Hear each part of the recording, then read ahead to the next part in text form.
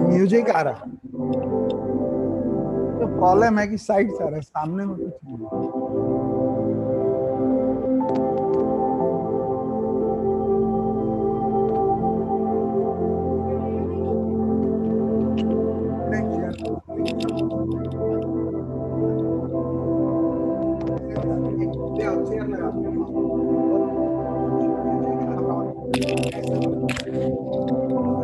कुछ म्यूजिक आ रहा है तो प्रॉब्लम है कि साइड से आ रहा है, सामने में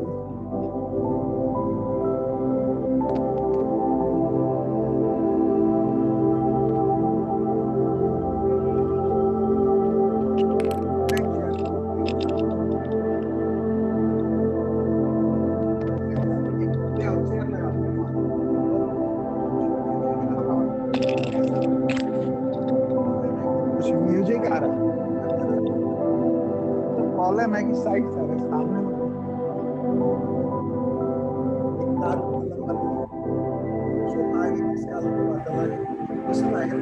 तुम्हारा रखा हुआ है ना, तो आगे कर देते ना थोड़ा सा। हर बार हो सकता है।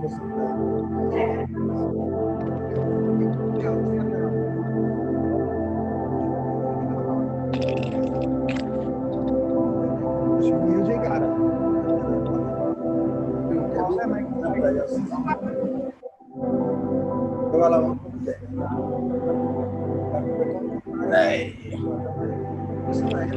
तुम्हारा रखा हुआ है ना, कोई आएगा, देख रहे हो ना।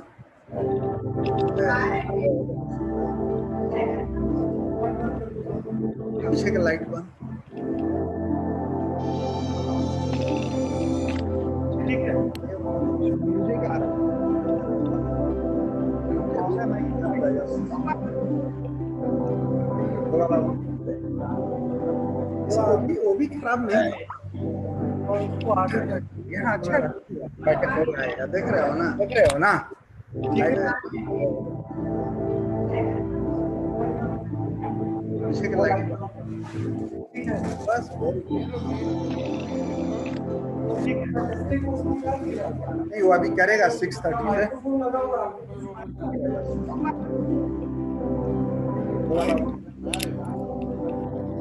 वो भी खराब नहीं है। देखो ये रहेगा 7 बजे से, वो अभी देख रहे हो ना। तो लोग बोल रहे हैं पीछे का लाइट बस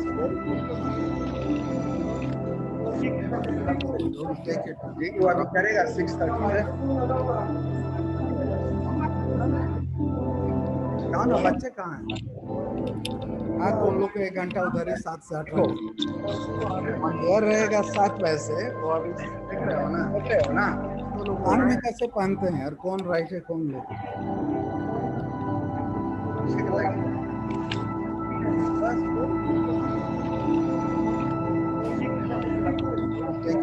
वो अभी करेगा 6:30 से। कहाँ ना बच्चे कहाँ हैं? हाँ, तो उन लोग को 1 घंटा उधर ही 7 से 8 ये रहेगा 7 बजे से, वो अभी देख रहे हो ना। हेलो हेलो,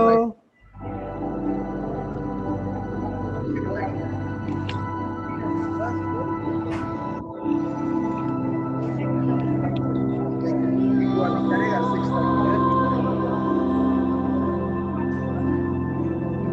कहाँ ना बच्चे कहाँ हैं? हाँ, तो उन लोग को 1 घंटा उधर ही 7 से 8 ये रहेगा 7 बजे से, वो अभी देख रहे हो ना। हेलो हेलो हेलो, करेगा 6:30 से। कहाँ ना बच्चे कहाँ हैं?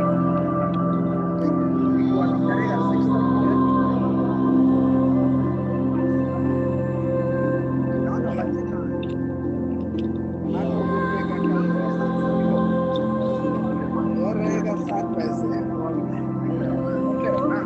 हेलो हेलो, हाँ जी, hello hello, yeah doctor M N Singh here.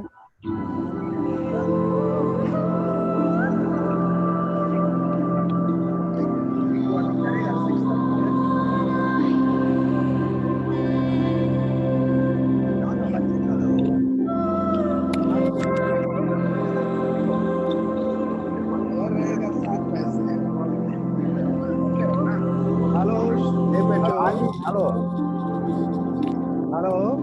Yeah, Dr. Hemant Singh here.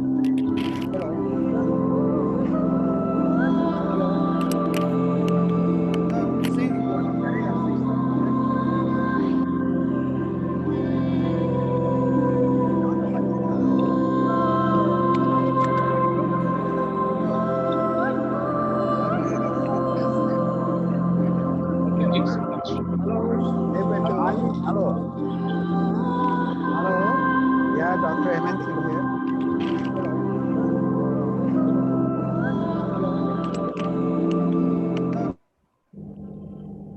Yeah.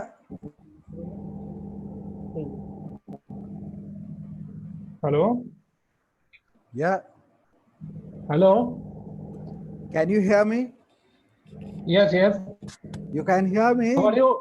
Good evening. I'm Fine. Dr. Hemant Singh. Okay, okay. Dr. Ramesh Thank you. Bhattacharya ji. Yes, yes. Yeah. Thank you. Nice to meet you after so many. Yes. So many days. Yes. Yes. Can you able to see me? Yeah, yeah, I can see you very well. What Oh, about me? Am I visible? Yeah, very well. Am I visible? Okay. Yeah, very well. You are visible with, headphone. Okay. The thing is that after this COVID thing, Yeah. lifestyle has changed. How much lifestyle has changed for yourself? Oh, drastically. I did go out Drastically. of home for maybe 6 weeks, 8 weeks. 6 weeks. So now you are doing all 25% activity or total stop? No, I was doing with video conferencing Okay. through my clinic. And yes. Patient in clinic, doctor at home. Okay. Okay. So yeah, you are satisfied with this type of thing. Yeah, so how are you managing things, the practice? Actually, the thing is that the Home Minister said just Health Minister few days ago that we have to live with Corona. Oh, yeah. So yes, so I have started, but I have started. It was 5%. So I am attending the 5% in my clinic. Now it has been increased to 25%. That means where I was visiting 4 times, now once per week. Oh, And once per week. Yeah. in that way I am going on. But I am not with that type of what you are doing in the home and you are in the clinics. I am not doing it that way because I am not too much comfortable with that. Yes, yes. That means where I was visiting 4 times, now once per week. Acha, do you go to hospital, sir? Hospital? Yes, yes. That way I am. Because I am attached to the National Medical College. But Oh, I yeah. go to the hospital and we are divided. Our 3 faculties are there.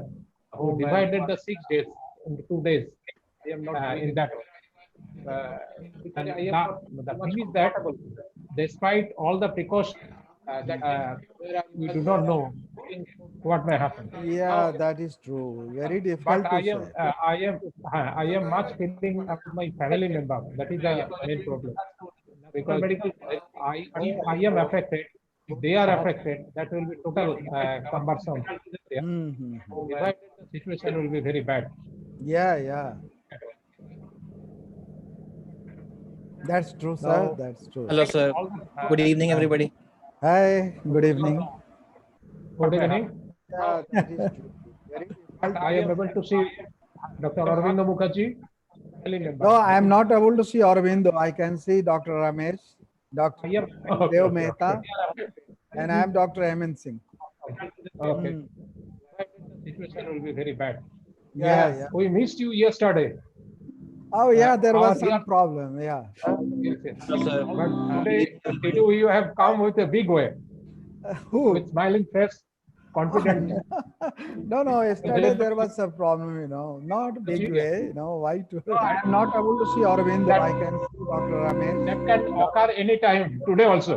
Yes, yes, yes. Problem can happen anytime. Anytime. Yeah. We missed you yesterday. Yeah, yesterday, I don't know what happened. Yes, yes. You have with the big, I was in the hand of net, and now we are under the hand of COVID. Yeah, COVID and net both. Arvind, like, Yes. Dr. Ramesh. Yes. Occur anytime today also. Yes, sir. Yes, sir. Let's pray that things go well. Yes, yes. Yes. Missed you yesterday. Yeah. No, but I had seen you yesterday. You were on the screen. Okay. And you were talking little bit about your, topic, Now, yes, yes, yes. We are on- TMS, tricranial, Yes, yes. transcranial magnetic stimulation and all that Okay, okay. You have in your slide. some of the glimpses of the slide. Yeah, I could just, patchy view I had. Okay. So you are not visible to us, but you are seeing all the things. Yeah, I saw yesterday, you people. Okay. And you were talking little bit about your, topic. Now, yes, yes. Yes, yes, actually, they told me yesterday evening only, 2 hours before the trial That is run. also so I and that day I woke up to 2 a.m., 2:30 a.m. Oh, and I prepared my slide. You are not visible to us, but you are seeing all the things. yeah, I saw yesterday. Some background music is coming. Yes, yes, they have put some music also for us. Yes, yes, actually, they told me yesterday evening only, 2 hours before the Yes, yes. trial And run. also, so they thought that we are always in home, so we can do anytime. Yes, But the thing is that we have to our own work. Besides that, definitely, definitely. They have put some music my son is now in class. He has just examination has been done for CBSE. Okay. Yes, but he is not able to give the competitive examination, sit for the competitive examination. That's why we are also in the worried, very, very much worried when the NEET will appear, when the JEE main will appear, when he will able to. Yeah, this time things are delayed, In future of this student, I don't know what will happen to them. Because they are starting so many years. Yes, yes.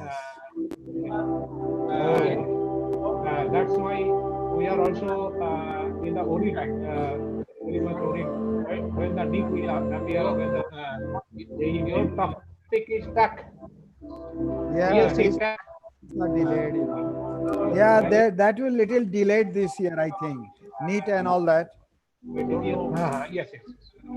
They have announced that it will be July 26th. Yeah, maybe. That's why we are hearing that number of virus is so much increasing day by day. Yeah. It will be a pandemic. Yes, sir. Delayed.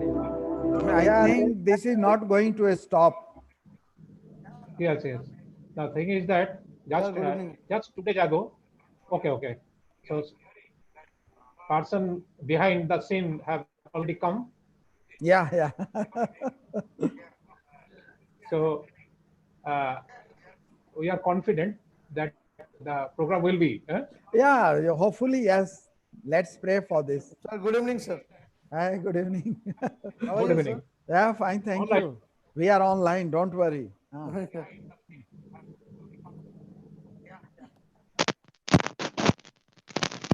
Person behind.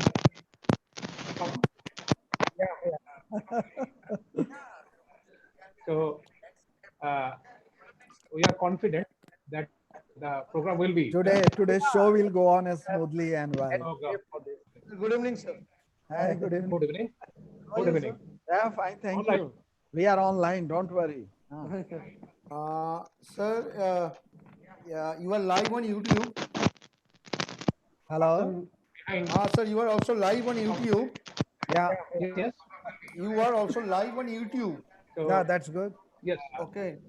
We are And confident. so now I am giving will the be. broadcast to Dr. Kapil. Should I give the Yeah, broadcast to you now? Good evening, sir.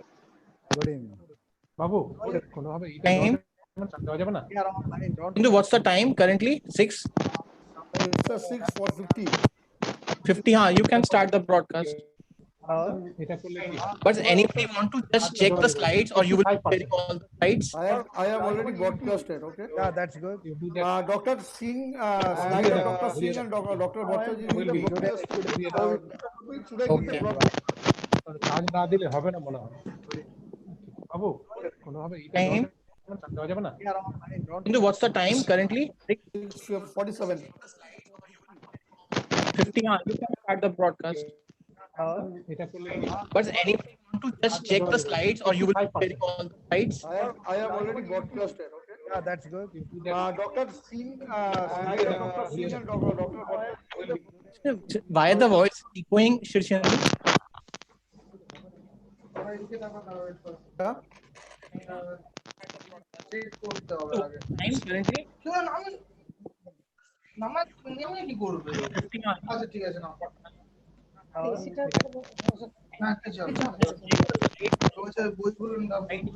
6:50. Shirshendu, you mute all, then only we can identify what is the. There's a lot of noise coming. Echoing, Shirshendu.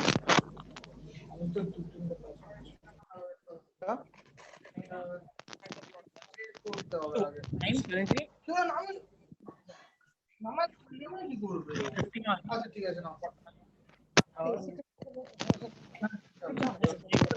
6:50. Dr. Salman. You mute all, then only we can identify what is the. There's a Yeah. lot of noise coming. Echoing, Shirshendu.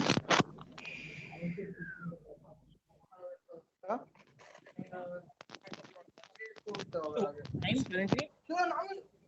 It's muted.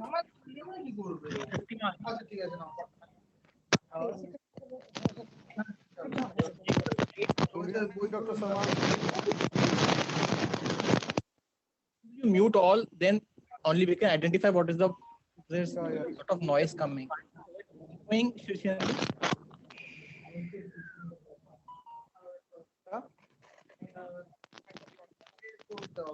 Time currently? Now any voice? Now any voice? No, it's okay. Hello.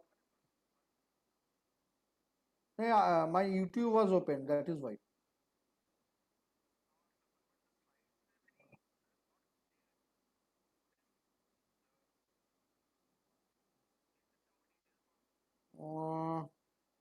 Now let me unmute all.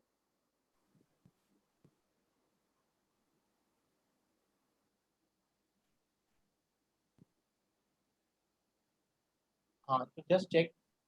Is the. I am seeing the screen very blurred.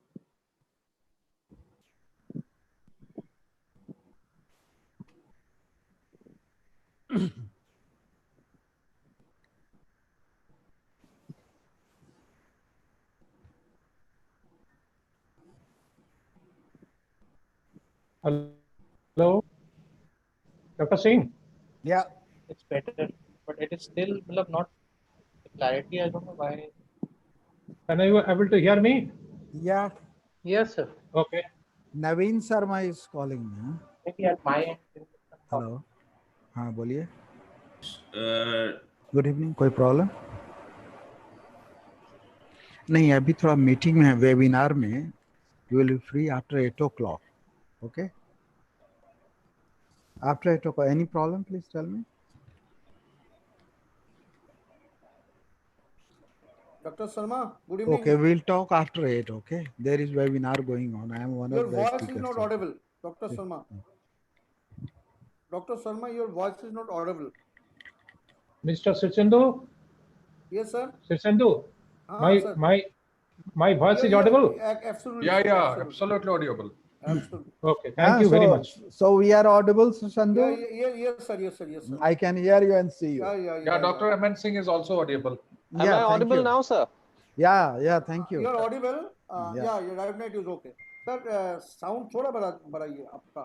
Sound हाँ बढ़ा देते हैं, ज्यादा हो गया था नहीं, इसलिए आपका कम किया। आपका नहीं, ना ना, डॉक्टर आप शर्मा ज्यादा का, करो सर, कोई दिक्कत नहीं. डॉक्टर शर्मा का।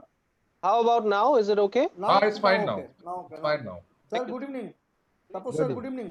Good evening. Good evening. Sir, good evening. Good evening to all, sir. Good evening to all, Good sir. evening. Good Good evening. All of you, sir. Good evening, दादा. Good evening. Manu sir, हाँ बोलो. Host दे रहा हूँ मैं। हाँ ठीक है, host दे दे मेरे.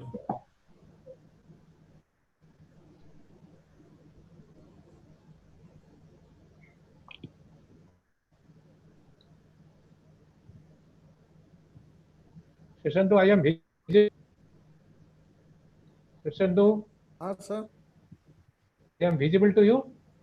yes sir, Yeah. yes sir, yes sir, yes sir, yes sir, yes sir. Okay.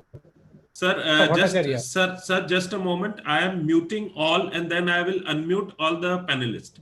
Okay. Dr. Singh.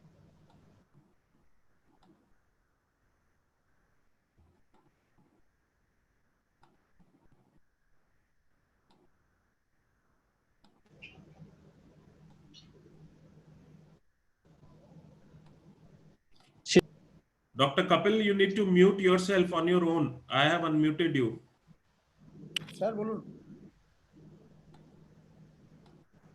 Yeah. Prashant, please unmute yourself. I have unmuted you.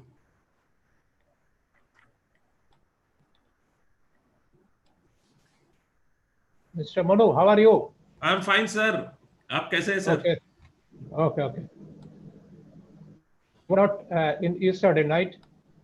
You are not there, no? Yeah. In our mock Yeah, testing? Sir, mock, I was not there. Yes, yes. Shishrendu, I have unmuted you. You need to unmute yourself on your own. You're talking on phone. He's talking on अच्छा अच्छा ठीक है ठीक ठीक. So all attendees are on mute and all the panelists are on unmute. Mr. Gautam, how are you? I'm fine, sir. খুব ভালো আছি, আপনি ভালো আছেন তো? হ্যাঁ ভালো আছি। You are looking great. Oh, really? अरे शिष्णेंदु ब्रॉडकास्ट कर दिया ना? हाँ हाँ ब्रॉडकास्ट है। ओके। চুল কাটা যাচ্ছে না না? হ্যাঁ হ্যাঁ হ্যাঁ হ্যাঁ ওইটা আমি আজকে প্ল্যান করছিলাম কি করব। বাড়িতে করব কিনা সেটাই চিন্তা করছি, কিন্তু বাড়িতে করলে তো বাইরে বেরোতে পারবো না। এক্স্যাক্টলি। ওই একটা ওই এখন একটা হেলমেট বেরিয়েছে না, নিজে কাটলে ওই হেলমেট পরে বেরোতে হবে। Sir, lot of people have become barbers also. Yes, in the home. Monu पता नहीं कहाँ से तूने बाल काटा? मैंने अपना शेवर से काटा। अच्छा अच्छा okay. Shirshendu, are you there?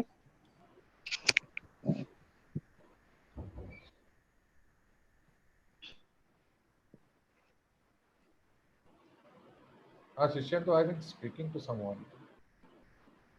Dada, a patient is also attending this seminar. Oh, that's great. You know whom. Aurobindo sir, good evening. Unmute করুন sir, you have to unmute.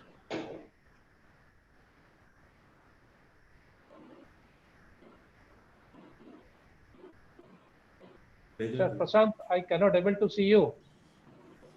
Mr. Okay, sir, I've just kept my video off. Hello, sir. Okay. Thank you. Thank you, sir. Shirshendu, can I share my screen? अरे शिष्णेंदु. Shirshendu cannot hear, I believe. Actually, he हाँ is शिष्णेंदु बोल. हाँ बोल शिष्णेंदु. अरे तेरे को किया हुआ है, तू अपने पास से अनम्यूट कर.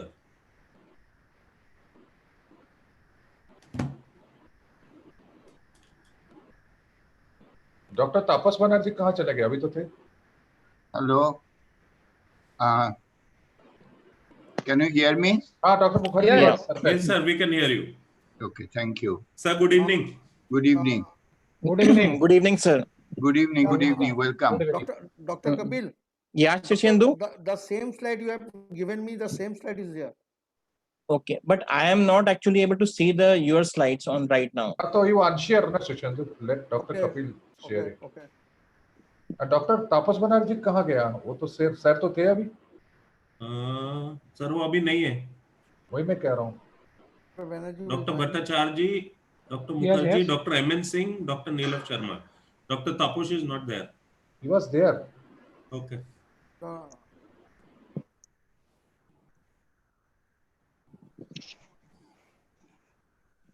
Shishendu, can you see the screen? Yeah. Okay. It's visible. So we start at 7. Yeah. Sure. This is what now. We have got 3-4 minutes. Let Dr. Banerjee join.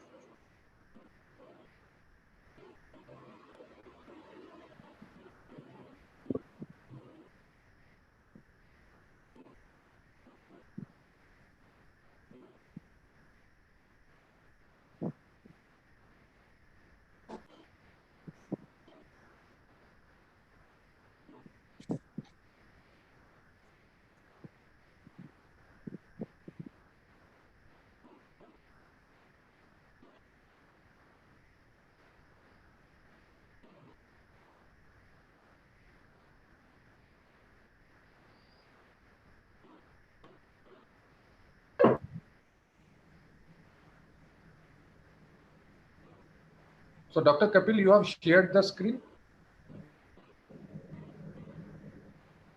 He's on mute. Shirshendu and Dr. Kapil are on mute. Okay. एक minute. शिशनेंदु को क्या हो रहा है बार-बार?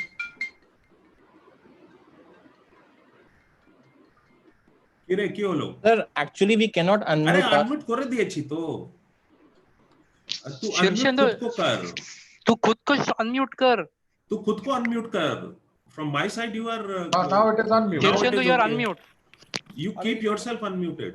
It's showing that host had अरे बाबा. need the permission. अच्छा ठीक है. अभी डॉक्टर बैनर्जी को एक बार फोन किया. डॉक्टर बैनर्जी आ रहे हैं.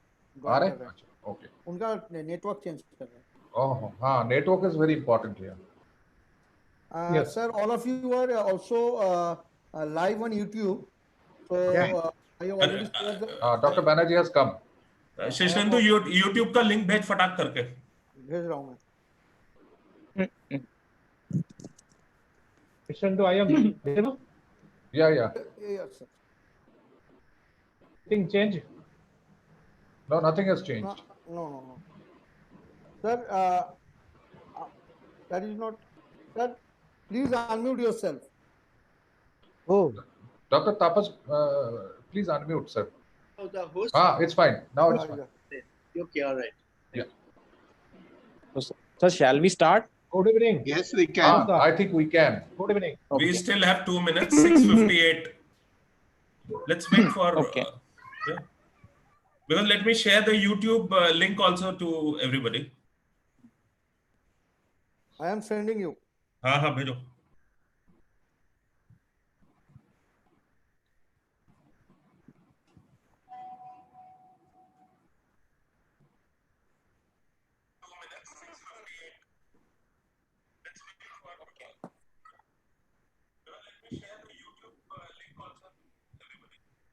So it's 7 in my clock.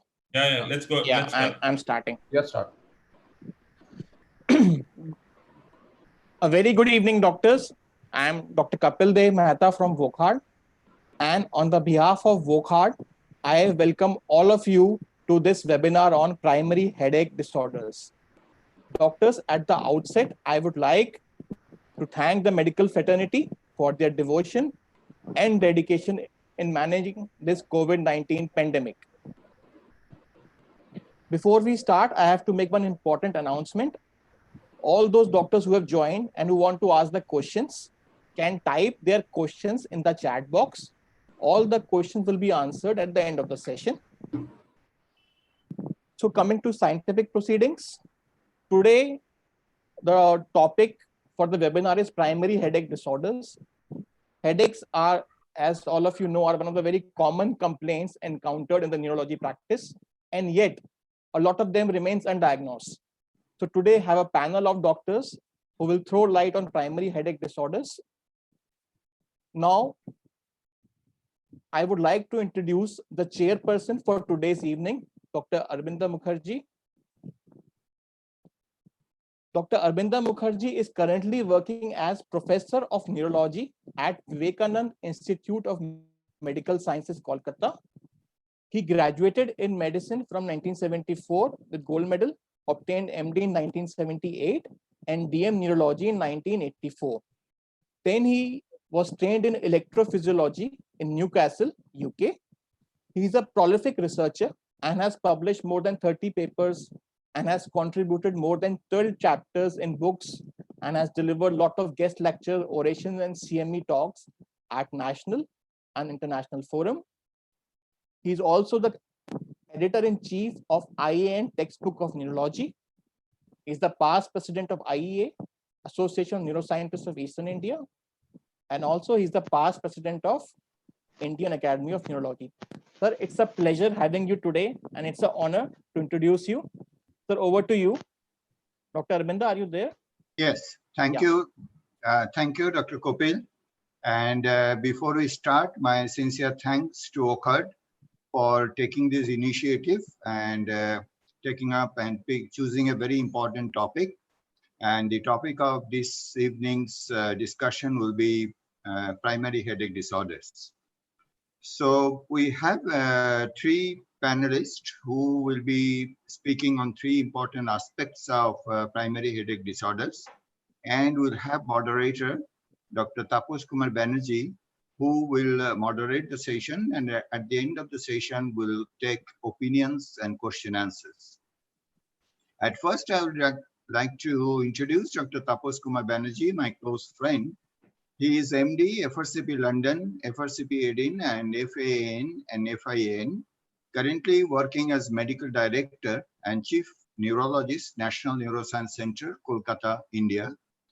He has a very luminous experience and past. He was the Registrar of Neurology in Sussex, UK, and followed by Senior Registrar in Clinical Neurophysiology in Southampton, UK. And then he became Clinical Staff Fellow in Neurology in prestigious institutes like NINDS and also in NIH Bethesda.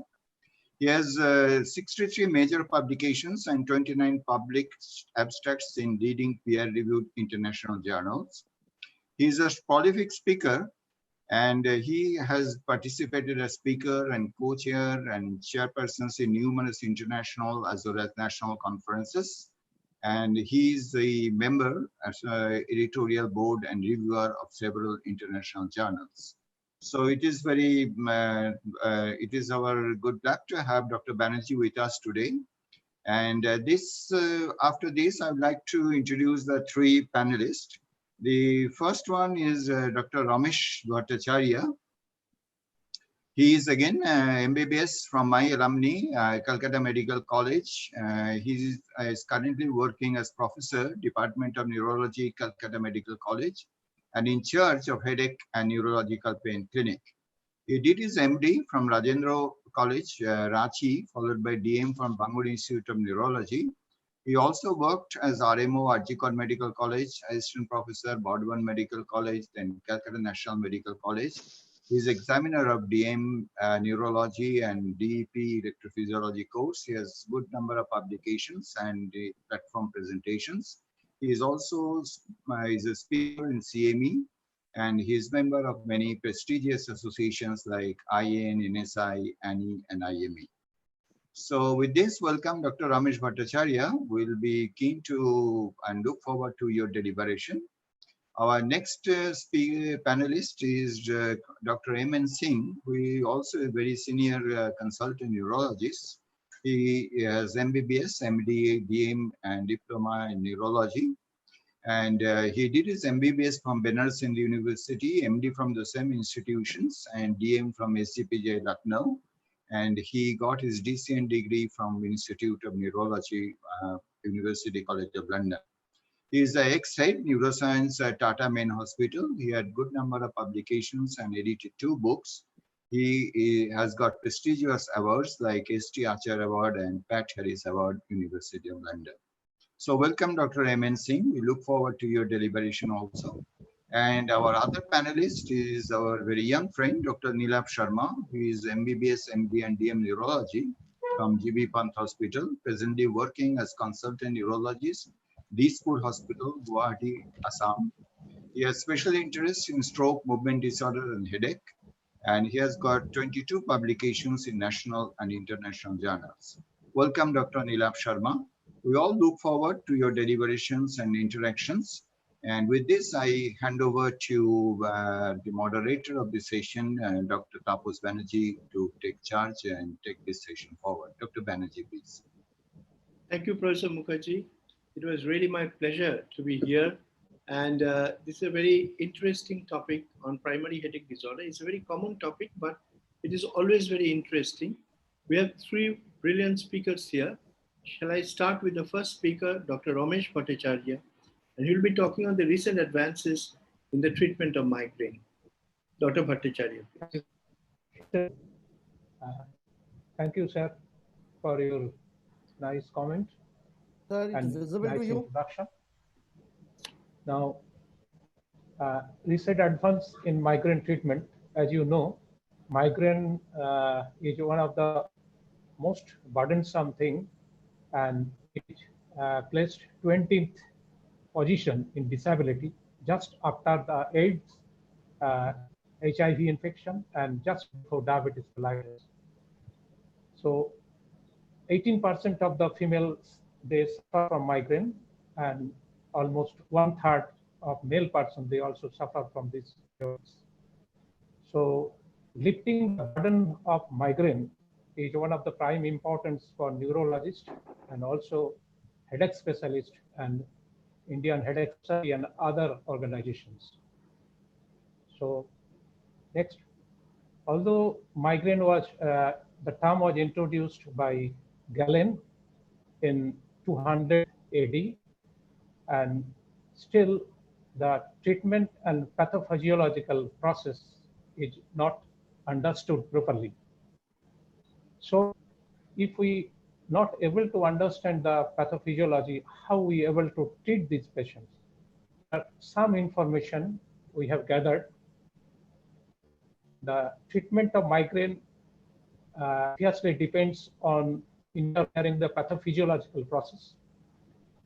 It is confirmed that aura is due to cortical spreading motion. So it is here anti-epileptic drugs and majority of the anti-migraine treatment, they do their activity, including calcium channel blocker like that of fludarabine. Now, episodic migraine is due to neurogenic inflammation. Episodic migraine is due to neurogenic inflammation, and major part of it is done by calcium gene-related peptides, substance P, and vasodilatation. Although vasodilatation is the main cause of headache, but vasoconstriction is not a cause of aura. So if the vasodilation can be if vasodilation can change to by some other drugs with vasoconstriction property, so that can reduce pain. Now, chronic migraine is due to central sensitization, so it is more than 15 days per month. So the treatment aspect of this is that before allodynia, we have to start triptans or ergot preparation, ergot preparation, back. So back slide, previous slide. Okay, so forward. Next slide. Next slide. Next slide. Okay, so neurotransmitter involved in migraine. So there is some problem coming in the slide changing. Yeah. Just check it out. Yes. Back. Slide. One slide back. Previous slide. Shishnendu, you can Previous send the slide, slides previous to Shishnindu, you can send the slides to me. I can share. I cannot use that. Yes, yes. This is here. Neurotransmitter involved in migraine are adrenaline, noradrenaline, SSRI, and some of the SNRI can be useful. They modulate the pain pathway. Dopamine, serotonin. The serotonin, as you know, the first boy is good. So serotonin 1B and 1D agonist, they are good, so they can reduce migraine attack. By that way, triptans and your ergot separation do. But serotonin 2 receptor 1C and 2C and 2A, they are bad. And so you have to counteract it with this by anti-serotonin drug like pethysargide and cyproheptadine. Glutamate is always doing the wrong thing. So glutamate blocker, NMDA receptor blocker that is available like memantine and topiramate, they can prevent prophylaxis. They can be a good agent for prophylaxis. Now gamma aminobutyric acid, so many anti-epileptic drugs, sodium valproate can act over that. Nitric oxide, this is the recent things. As you know, indomethacin works by reducing the nitric oxide. As it acts, it inhibits the nitric oxide synthase. And that's why indomethacin peculiar, it is not like that of other drugs. Calcium and sodium channel gene are responsible for hemiplegic migraine. Mitochondrial dysfunction, this is another AMQ10, because you know that the electron transport chain are dependent of ubiquinone and also riboflavin. They are also coming. They can be used, but the thing is that when we anti-migraine preparation, sometimes we may have to combine. And this is the area where low dose or two drug can be combined, and it may be better than that of one drug with highest dose. Now, oxidative injury to the trigeminal system, this is alpha-lipoic acid that is working. Now, coming some of the detail of the CGRP. Next. Next slide, please. Next slide. Next slide. Yeah. Now, CGRP antagonist, this is coming in the market in a big way. Now, as you know, the calcitonin gene-related peptide, this is one of the calcitonin-like peptide. We can have some medicines which can directly block the receptor, and there are some medicines which can block, which can combine with CGRP itself, that molecule itself. So it is a very much inflammatory. Two drugs was introduced, olsegipant and telcacipent, but unfortunately they have toxicity and they have IV use, so they are rejected. But they have done the good thing for further research, and they are now not in front line, but they have given newer drugs, rimagepant 25 milligram orally, that can be acute attack, and abrogepant 50 milligram that can prevent the use acute attack. But another drug is available, allogepant, that can be useful for prophylaxis. For these drugs, they act in that pathway. They block the CGRP receptor. Next slide. Next slide, please. Next slide. Okay. Anti-CGRP antibodies. So these are the molecules which directly bind with the CGRP. That means calcitonin gene-related peptide. They do not work over the receptor, but some of the erinumab, they can act over the receptor. But otherwise, all other drugs, they combined with the CGRP CGRP. They are working in that way. They can be given subcutaneously. They can be given, some are given monthly, some are given 3 monthly. So daily dose is not necessary. Sometimes it comes for 3 month preparation, it can be 5,000 or that sort of things. So are the drugs which can be used, because everyone knows that a lot of anti-migraine drugs, they are having cognitive side effects. They are having increased body weight. Some can reduce the body weight. And that's why newer drugs is necessary. Now, greater occipital nerve block. So if you sometimes you can expect that instead of taking pill, lifestyle modifications and also side by side some sort of nerve stimulation block, they can help with the medications. Like greater occipital nerve block that can be done very easily, and if the occipital nerve is tender, you yourself can do that 2% lignocaine and 80 milligram of methylprednisolone that can be given over the occipital nerve, and that can block for 3 months. So these can be done those who are pregnant, because majority of the drug are contraindicated. Next slide. Next slide. Next, please. Okay. Now see, no, yes, that stimulation. Now, if we do not want to do block, we can do stimulation also. Occipital nerve stimulation that can be drug on the C2, C3 area, and there are transcutaneous electrical nerve stimulation. It is the Kefali. This works.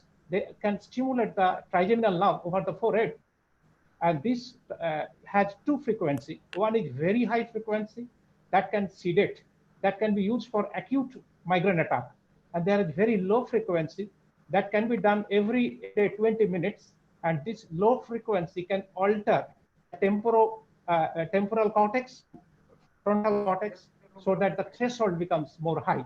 The migraine attack do not occur. So it is available in India. It can be cost about 35, so but can be used by the patient himself or herself. The transcranial magnetic stimulation can be done in the occipital area. Vagal nerve stimulation, it is slightly invasive procedure, which is more used for epilepsy treatment. Next. Right. Next. Okay.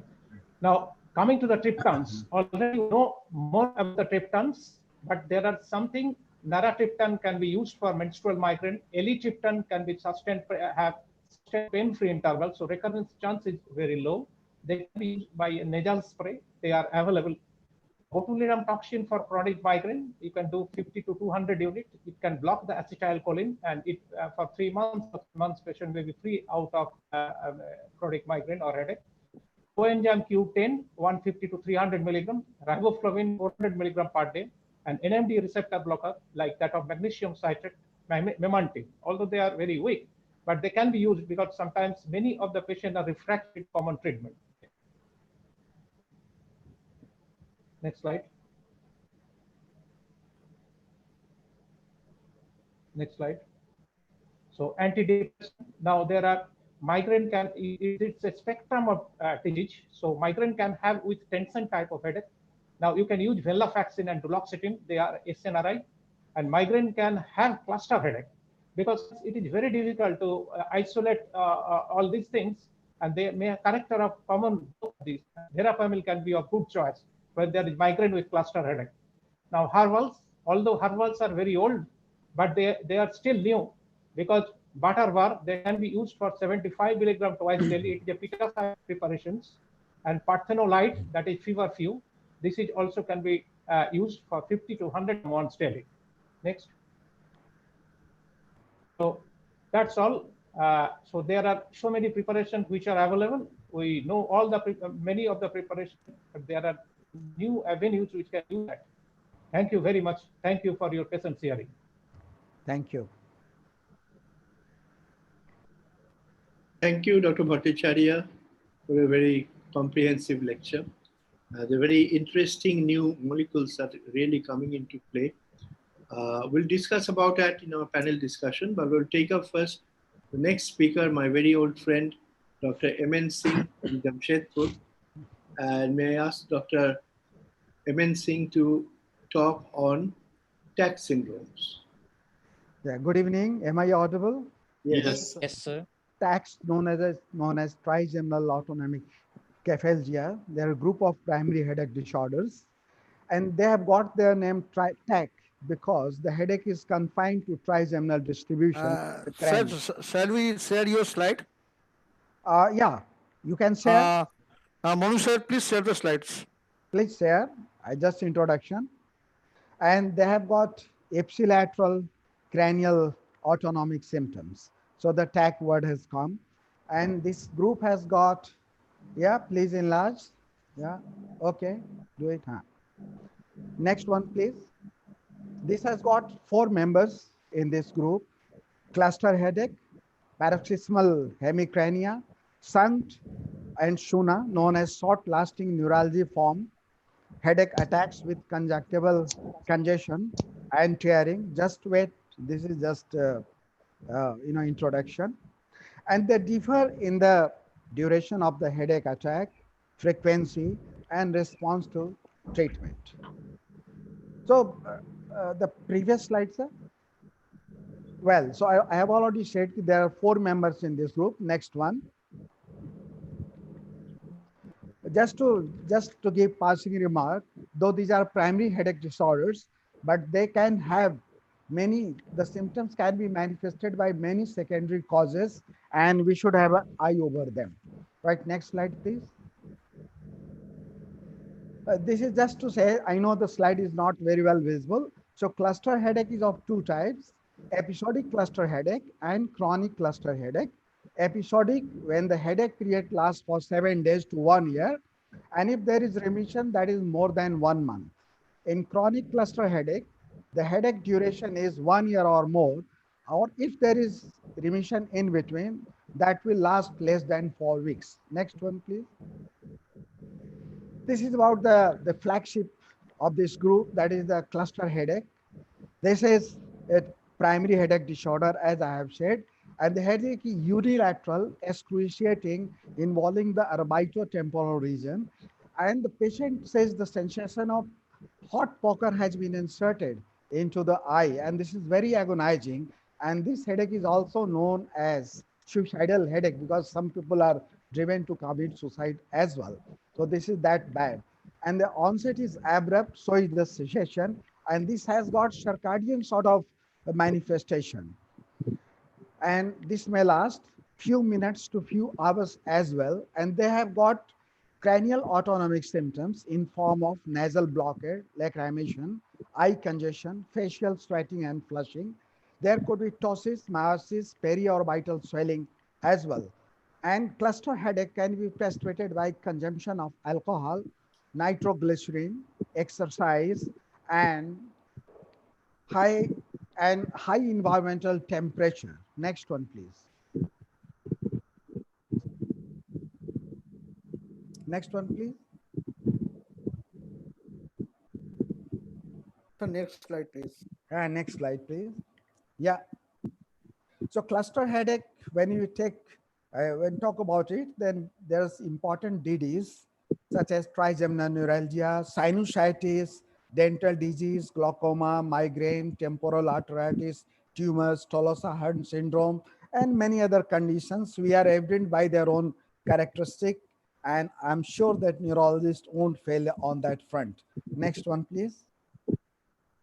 Regarding treatment of acute attack, the most important treatment is we can go for oxygen inhalation at high flow rate, that may be 10 to 15 liters per minute, or we can give subcutaneous sumatriptan, dose is 6 milligram stat, or we can also use nasal triptan spray such as sumatriptan and zolmitriptan, or dihydroergotamine that can be given nasal spray, IV or IM, dose is 0.5 to 1 milligram, or we can also use topical lidocaine. And after the acute attack subsides to some extent, then we can move to transitional treatment in form of steroid or greater occipital nerve block. Next slide, please. And after headache subsides, then these patients are to be put on preventive treatment if headache is agonizing and too frequent. Medicine which is used is verapamil, and the dose is 250 to 950 milligram. We can also use lithium, topiramate, methysergide, gabapentin, melatonin, or sodium valproate. Next one, please. Next slide, please. In certain cases, when medicine fails, then we have to resort to surgery in very selective cases, such as trigeminal rhizotomy, radio frequency trigeminal ganglionic rhizolysis, occipital nerve stimulation, or hypothalamic deep brain stimulation as well. Next slide, please. Then now I will come to next slide, please. Paroxysmal hemicrania, also known as PH. This is normally seen in third decade of life, and this affects male females equally, while in cluster headaches, males predominated. The clinical features are these headaches are again confined to on unilateral temporoorbital side. They are short-lived and associated with cranial autonomic features. And these attacks are, this could be multiple. Normally 8 to 10 attacks per day, but the frequency could be 2 to 50 attacks per day. The treatment in most of the cases is very simple. Of course, here I would like to say that just to allay the fear of the patients and relatives, as well as to rule out secondary causes, in all the attacks, we have to resort to MRI scanning with different protocols just to rule out the secondary causes. So same is the case in this case also. And here treatment is very simple, indomethacin, and most of the people respond to it. Here I would like to tell you that the dose is 25 to 300 milligram per day, and that we can use in escalating dose. And after response takes place, then we have to reduce the doses 25 milligram every 3 days, and gradually till the patients are asymptomatic, and we can live without endomethacin as well. Sometimes people are intolerant to endomethacin. In that case, we can go for celecoxib, rofecoxib, Botox also, verapamil, flunarizine, naproxen. So a whole list of medicines are there. The next slide, please. Now I will come to SUNCT, which stands for short-lasting unilateral neuralgic form headache attacks with associated conjunctival congestion and tearing. Its cousin is SUNA, where the autonomic symptoms are not that prominent, mainly the conjunctival congestion and tearing. SUNCT is more common than SUNA, and as for all TACs, this TAC is also limited to one side, unilateral, orbitofrontal, temporal, and mainly around the periorbital or orbital region. And this is very short lasting. The spikes come and go, and the spike frequency may vary. And this headache has got cutaneous trigger. As I had discussed in cluster headache, alcohol was a trigger. Here, cutaneous sensitivity or cutaneous sensation or a stimulus is a type of trigger, and the frequency may be 2 attacks per day to 600 times per day. So, and this is also very agonizing, and duration of attacks may vary from few seconds to maybe 400 seconds. So can last for minutes also. And as I have said, just to rule out secondary causes, we have to go for MRI brain. In some of the cases, pituitary tumors are associated, which can lead to TAC-like manifestation as well. Next slide, please. Then as far as treatment is concerned, there are a lot of medicines which can be used. We can try to which medicine the patient responds: lamotrigine, topiramate, carbamazepine, gabapentin, oxcarbazepine, verapamil, corticosteroid, sometimes idoligectin as well. Next, please. Next slide, please. If headache doesn't subside by medical treatment, then sometimes one has to resort to occipital nerve block, superior cervical ganglion block, hypothalamic stimulation, surgical removal of pituitary microadenoma in some cases, trigeminal nerve microvascular decompression, and bilateral occipital nerve stimulation. Next one, please. Next slide, please. Shurdendu? Yes, sir. Yes, sir. Sir, next slide. Yeah, you know, this is graphic representation of spikes in case of SUNCT or SUNA. The previous one, yeah. these spikes can be just isolated one, beep, beep, beep, or maybe beep, beep, beep sort of things, or they may assume form of sawtooth pattern. Next slide, please. Next slide. Monu sir, next slide, Monu sir. Yeah, the fourth member of this group, hemicrania continua. This is mainly seen in young females, but age is no bar as such. And there is dull, continuous unilateral headache. Usually hemicrania is involved, but it could be focal as well. In between the mild, moderate headache intensity, there could be painful exacerbations as well, which may last for minutes to days. And there could be subtle autonomic features as well. These headaches are stabbing in character sometimes. They may be associated with migrainous feature, as such as photophonophobia, and we must rule out the secondary causes and treatment. In most of the cases, the patient respond to endomethacin, though a lot of medicines can be tried in this group as well, but endomethacin is a good choice. Next one, please. I know this is not well visible to you because this is verbose slide. This is just summary of cluster headache, paroxysmal hemicrania, and Sangshona, their differentiation. And this says severity is sharpest in cluster, but least in Shona. The attacks are least frequent in cluster, but most frequent in Sanct. pH is just in between. Triggers alcohol, nitroglycerin in case of cluster, cutaneous in case of Sanct Shona, and agitation is very marked in case of cluster headache and episodic, and then comes circadian rhythm, or we can also say, periodicity that is most marked in case of cluster headache. Oxygen response is in cluster headache, sumatriptan, and in cluster headache, endomethacin is best treatment for paroxysmal hemicrania. And they can all have migrainous feature overlying, and the cluster headaches have got more migrainous features in comparison to others. Thank you very much. That is what I wanted to tell you about TACS. Thank you. Thank you, Dr. Singh. That was a very nice overview of the various TACS syndromes. We'll come to the questions later, but before that, I'll ask Dr. Nilav Mishra to start his lecture on thunderclap headache. Dr. Mishra, please.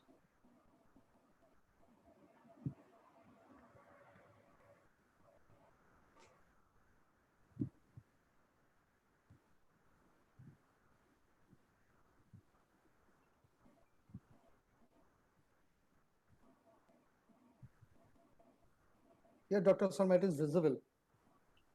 Just make it slide mode. Well? Yeah, visible. Yeah. Slide. Yeah, okay. That's fine. So I'll first start with the case presentation. So a 35-year-old female who was a known case of migraine diagnosed outside without aura and was placed on propranolol 40 milligrams daily and rizatriptan 10 milligrams SOS. Had presented to us in the OPD with increased headache for the last 10 days, which made her take her rizatriptan daily. Her headache on the initial 2 days were usual and responded well to rizatriptan. However, in the last 8 days, her headache became different in the form that they were very severe from the very onset and did not respond to rizatriptan. They occurred for 2 to 3 times per day in the last 8 days, and they were very, very severe. It was not associated with any fever, loss of consciousness, seizure, focal weakness, visual loss, or any sensory symptoms.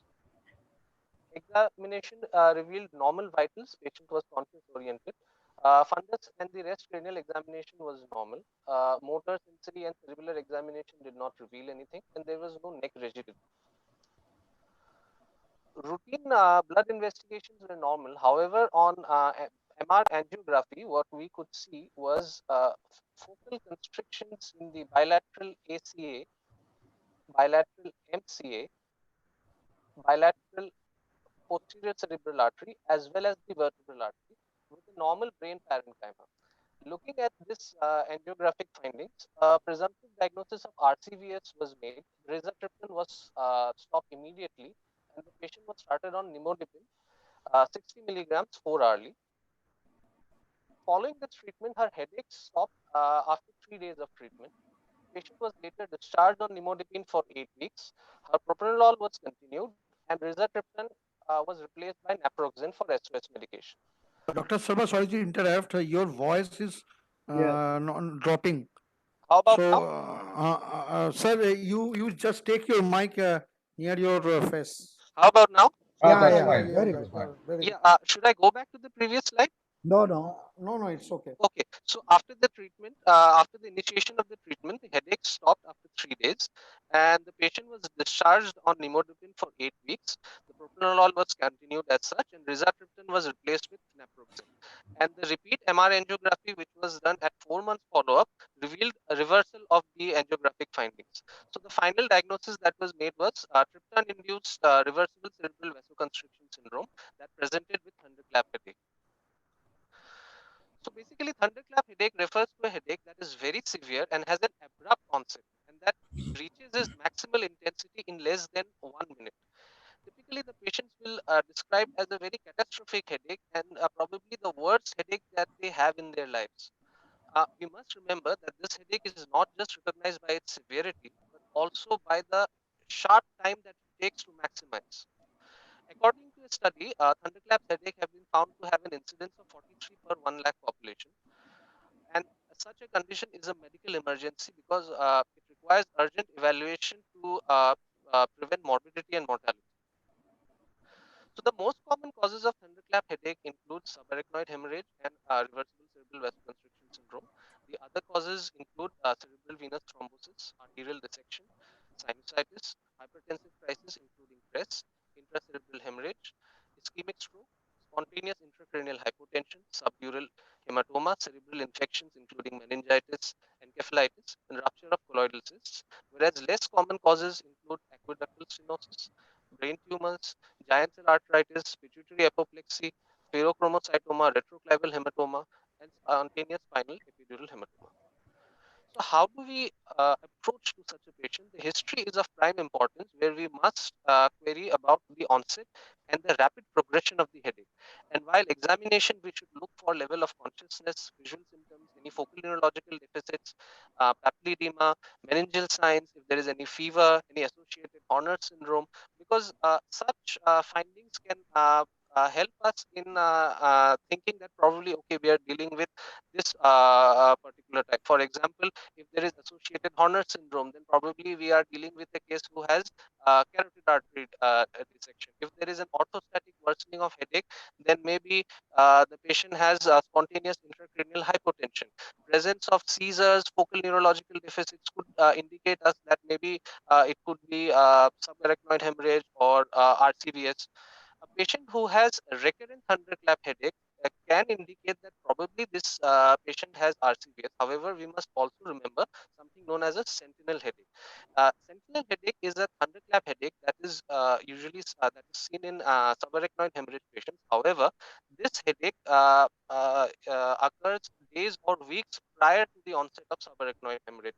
So, just because a patient has 2 to 3 episodes of thunderclap headache, that doesn't mean that it is just RCVS. It could be possibly subarachnoid hemorrhage as well. Now, we will commonly will discuss the common causes of thunderclap headache. The first being subarachnoid hemorrhage, and it is responsible for up to 1/4 of the cases of thunderclap headache. Around 50% of the patients of subarachnoid hemorrhage have thunderclap headache. Along with this headache, patient can have associated focal neurological signs and neck stiffness. The first investigation of choice is plain CT scan of the brain, and it has a webinar में and it है has a हम तो sensitivity speaker हैं of all over 90 to India वो 100%. Voice आ रहा है अच्छा However, 8 बजे के as बाद time progresses, it is not a very useful investigation because we can miss up to 1/4 of the patients on day 3, and as much as we can miss half of the patients on day 5. In patients in whom we are suspecting subarachnoid hemorrhage with a negative CT scan, the next advised investigation is lumbar puncture, which is ideally performed after 12 hours of onset. What we see in the CSF is we take the CSF in 4 consecutive tubes, and we see that the RBCs in the 4th tube should be either equal or higher than the first tube in the patient of subarachnoid hemorrhage. This is in contrast to traumatic bleeding, in which the blood in the first tube will be more than that in the 4th tube. We can also look for xanthochromia by spectrophotometric analysis, but however, it is not available in all centers. But with the advent of MRI, we have certain MRI modalities such as the FLAIR, the susceptibility weighted imaging, the gradient echo images, which are very sensitive in picking up blood. And with the advent of these investigations, lumbar puncture has taken a back seat in the evaluation of subarachnoid hemorrhage. And once we have diagnosed subarachnoid hemorrhage, angiography is a must to localize the site of aneurysm, be it MRI angiography, CT angiography, or finally catheter angiography. Now, whenever we find the case of subarachnoid hemorrhage, we should be able to distinguish whether we are dealing with an aneurysmal or a non-aneurysmal subarachnoid hemorrhage. Now, the patients with aneurysmal subarachnoid hemorrhage usually have a bleed around the basal cisterns and in the sylvian fissure. However, there is another pattern of subarachnoid hemorrhage that is usually seen in along the gyri. This is known as convexity subarachnoid hemorrhage.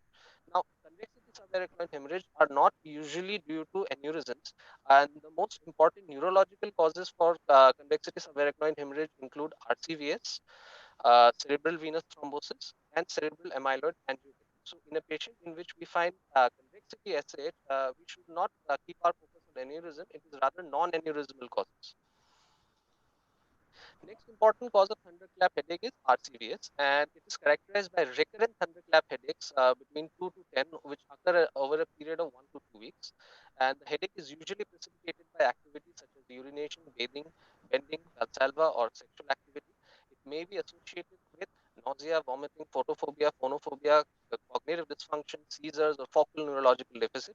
It is characterized by multifocal vasoconstriction in intracranial arteries that usually normalize within 12 weeks of onset. This condition is more common in females and usually seen in the 4th to 5th decade of life. Now, there can be certain precipitants of RCVS, including the postpartum state, intake of certain drugs such as cannabis, cocaine, certain medications, including the SSRIs, SNRIs, nasal decongestants, triptans, as we had seen in the case earlier, other drugs such as bromocriptine, lisuride, sometimes even in binge drinking. Sometimes certain tumors may be associated with RCVS, including pheochromocytoma, carcinoid, glomus tumors. Immunosuppressants like IVIG that is commonly used in our practice can also sometimes precipitate RCVS. So in a patient of GVS who is receiving IVIG suddenly develops acute headache, we should keep this diagnosis in mind. And certain miscellaneous causes such as hypercalcemia, porphyria, head trauma, spinal epidural hematoma, etc. So, besides the convexity subarachnoid hemorrhage that we discussed earlier, the other findings that can be seen in RCVS include parenchymal hemorrhage, acute infarcts, and the characteristic angiographic findings, which in which there are multifocal constrictions in various intracerebral arteries, which is known as string of bead sign.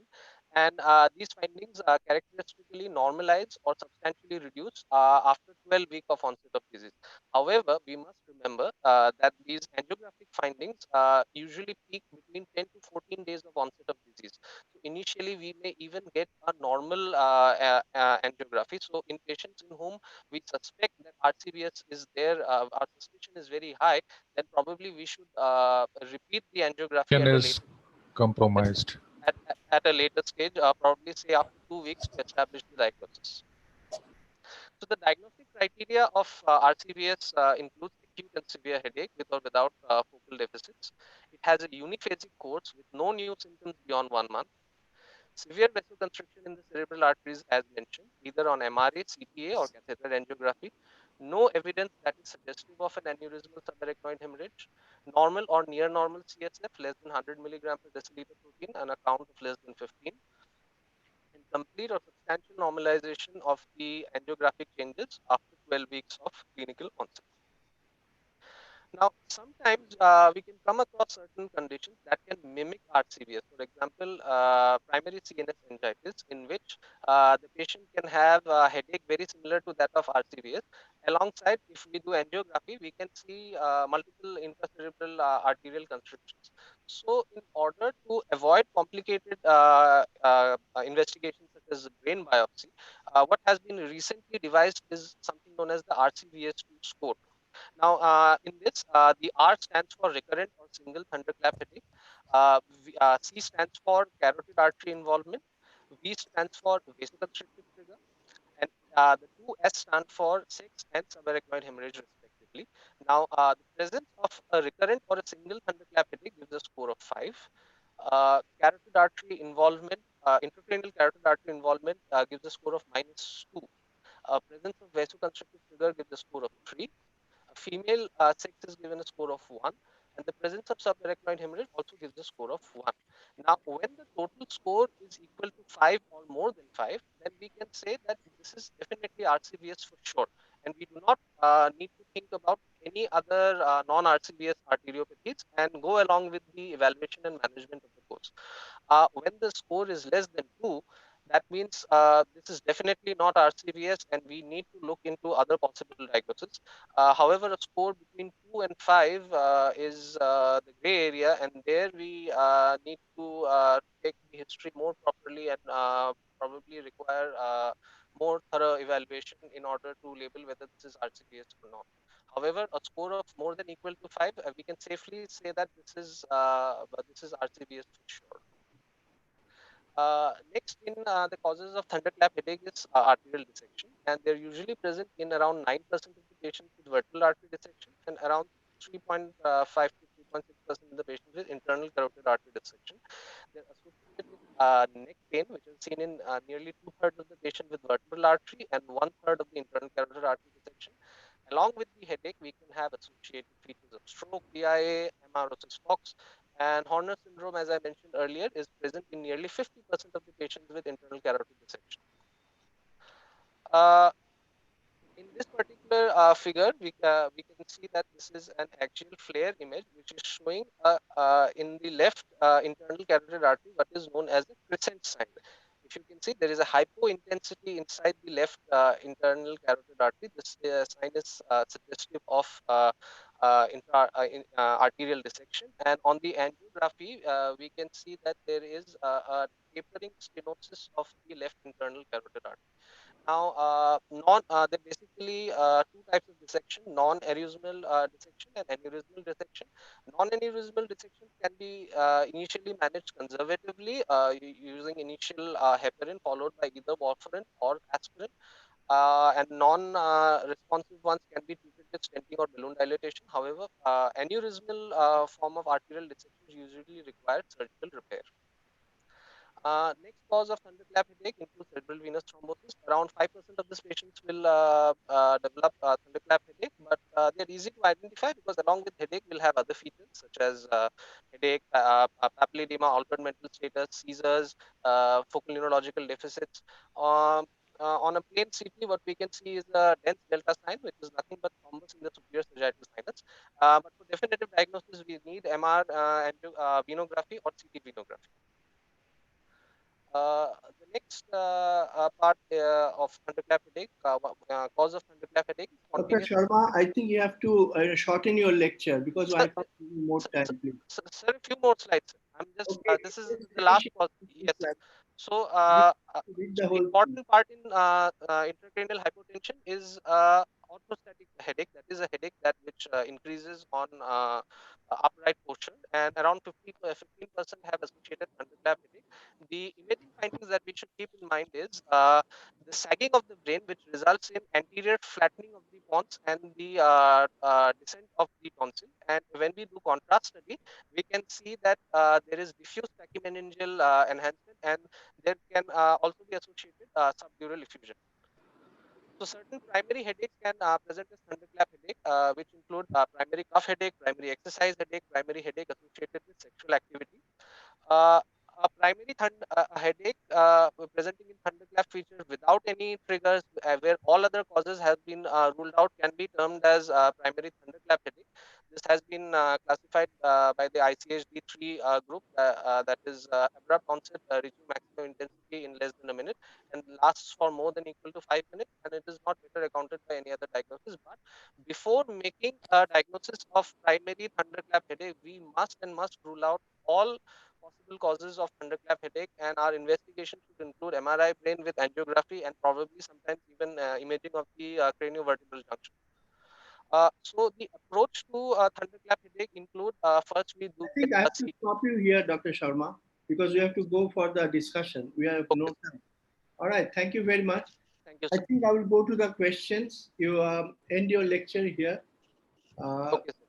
All right. Thank you very much. Sir. Thank you, sir. We have got quite a number of questions here. The first question is, I think I can't get the question. Where are the questions? On the chat, sir. Question is there in the chat Question box. in the chat, but I can't. Sir, yeah, sir. Sir, I will ask the questions. So shall I start the question and answers? Yes. Yeah. So the first question is from Dr. Chaudhary. And to know which is more common, migraines or TTH, tension type headache? With the TTH, it is most common Listen, in the. I think you will have to take the questions which are relevant questions. We can't even taking all the questions now. Okay. So there are a lot of questions which have come. Okay, which one is more common? I think Dr. Ramesh, would you like to answer? Yes. In general community, it is a tension type of headache, but in the special hospital or setting, that is the migraine, it is common. Yes, migraine is more common. Okay, More sir. common. In So special Dr. Kaur wants to know, once an acute migraine is about, I think how long treatment should be continued? Are you controlling the questions or am I controlling the question? Sir, So Dr. Kapil, you just stop. Let Dr. Banerjee handle it. I can't get this. I can't move this to see the questions. Sir, you just So open see in the chat Chat box. The chat box is there. Just open the chat box and you will see all the questions. of the But, Dr. Kapil, it will be very difficult for Dr. Banerjee because there are so many questions. He will have to browse through. I think you have noted down the question, so Yeah. you can continue. Okay. It will be very difficult for him because. Shall I continue? Yeah, please. Yeah. So Dr. Patra wants to know what is the role of Ditans, lasmiditan in migraine. You discuss the full name, full name of the person who is asking. Lasmiditan. Yes. No. Whom are you addressing the question, please? See, let me chip in. I think it is not going well. Dr. Kapil, you read out the question on behalf of Dr. Banerjee, and then Dr. Banerjee pass the questions to the relevant speaker. Right? Okay. Is it okay? Yeah. Sir, I am reading on your behalf. The question, Dr. Patra, what is the role of Ditans, lasmiditan in migraine? Okay, Dr. Ramesh, would you like to take this question? Yes. So the several GPANs which are available, but initial 2 GPANs have been rejected because of their toxicity. But there are other GPANs which can be taken. Excuse me. Like that of Excuse me. Sir. Yes. I think Ramesh, they have the question is on Ditans, not on the JPANs. Lasmiditan. Yeah, it is not on the JPAN. Tapos sir, you can. Tapos sir is there in the line? You give the answer, sir. Yes. Sir, you can अपनी chat box पर click करूँ. No, I have put the chat box. The questions are all fixed. I can't move the questions. Sir, वो যেমন করে উপর নিচে করে. No, I can't do anything about it. Can I answer this question, sir, if it is okay? This is fixed here. And only the relevant questions will be taken. There are hundreds of questions. Yes. We have to take that. Then I have to choose the question and give it to the respective speaker. But I can't do Can it. I answer the question on Ditans, sir? Sir, you can, like window, you can just up and down. In the right side. Going up or down. So you just click on that in the window, chat window, and then you just try to bring the cursor down. Shishnendu, I think there is some network issue because of which the screen is frozen probably for Dr. Banerjee, I think. Yeah. Dr. Kapil, if your network is clear, you can read the questions on behalf of Dr. Banerjee. Or Dr. Mukherjee, you can. It is clear No, for you. no, I can see also. I can see. Yeah, let me see.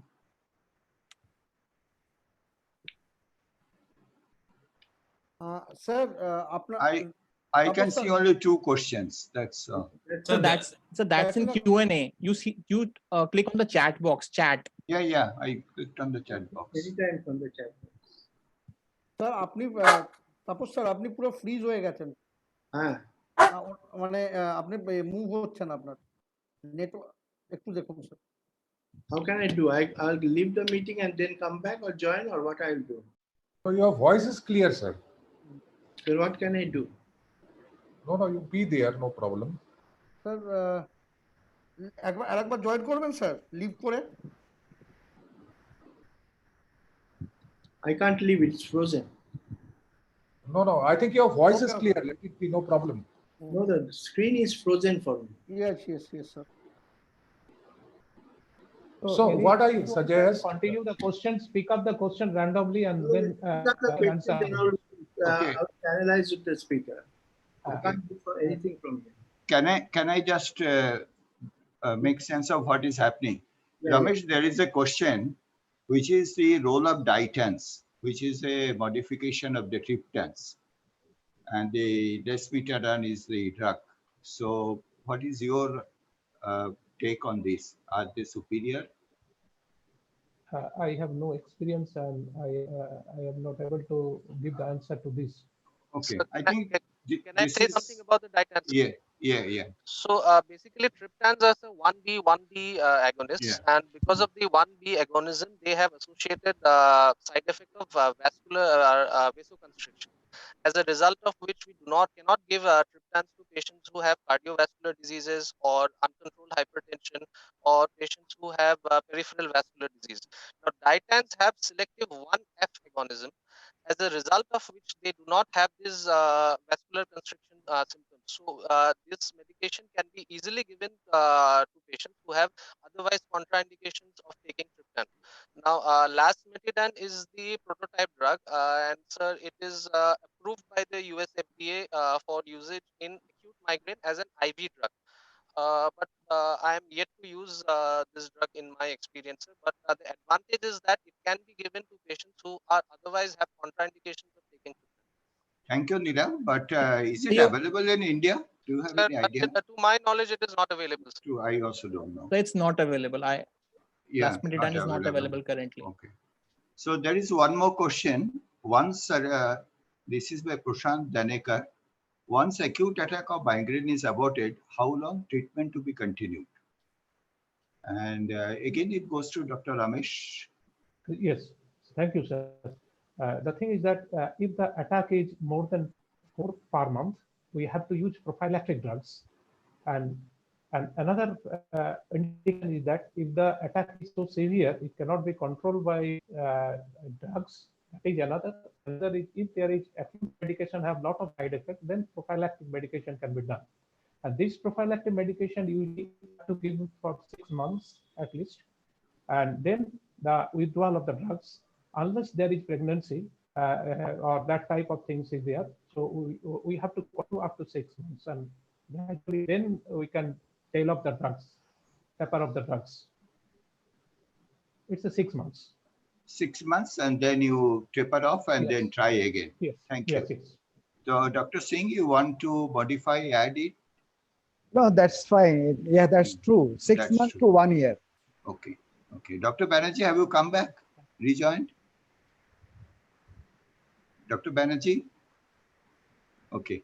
So there is one more question from Homas Garda, and that says, in status migraine, and how do I will make it a broader question and put it again back to Ramesh. How do approach a patient of refractory acute migraine or status migraine? What will be your approach? So that means status migrainosus, that means it's more than 72 hours. Yes. Now the thing is that we have to tackle the headache part, we have to tackle fluid, electrolyte, and all these things.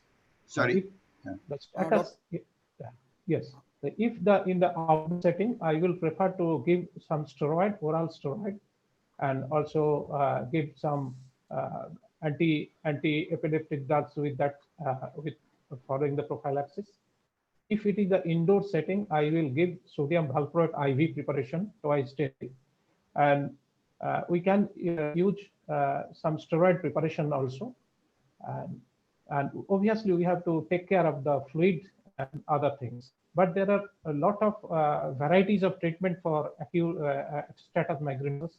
Some can be used diphenhydramine, some can be used phenothiazine, antipsychotic drugs. Some can be used by steroid group of drugs. So side by side, we have to take the prophylactic medications. And sodium valproate, it's working very fine in indoor. Dr. Banerjee? Dr. Banerjee? Yes. Yes, yes. Your comment on approach to status migraine?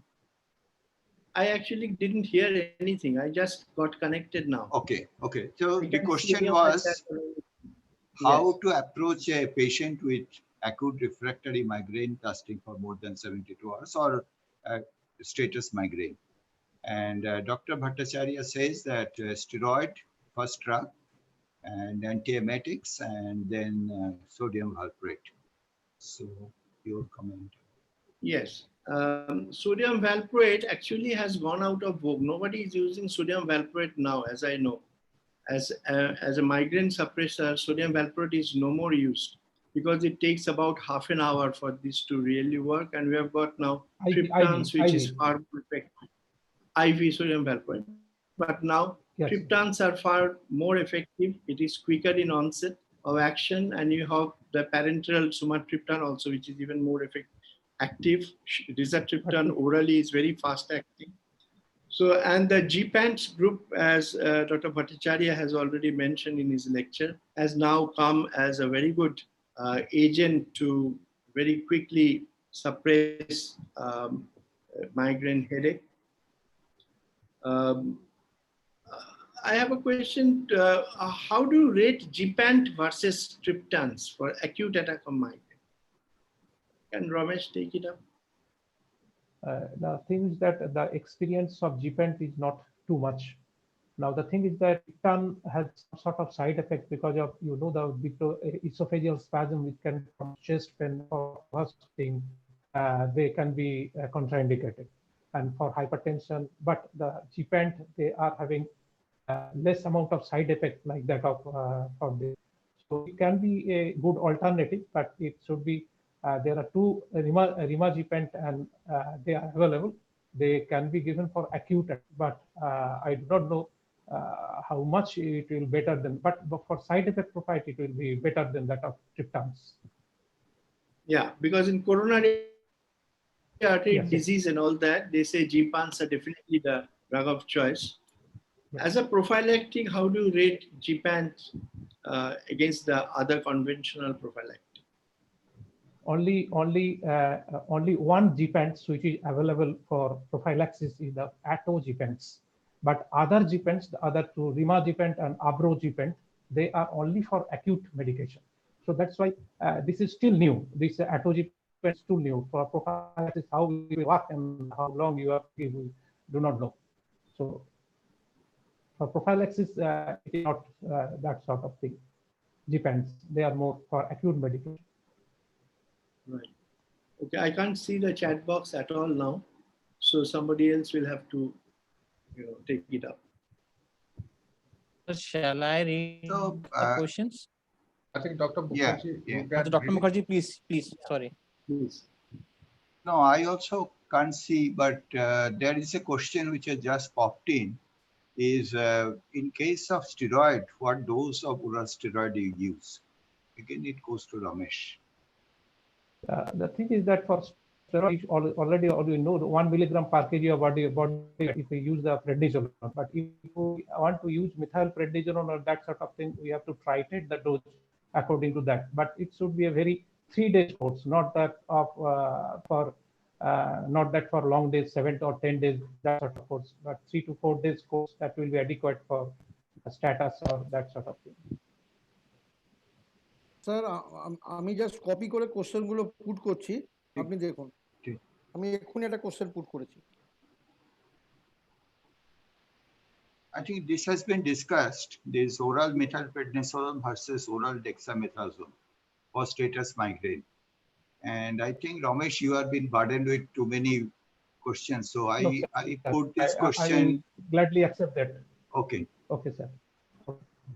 Yeah. So what oral methylprednisolone or oral dexamethasone? Are they comparable or do you have any preference for status So the thing is migraine?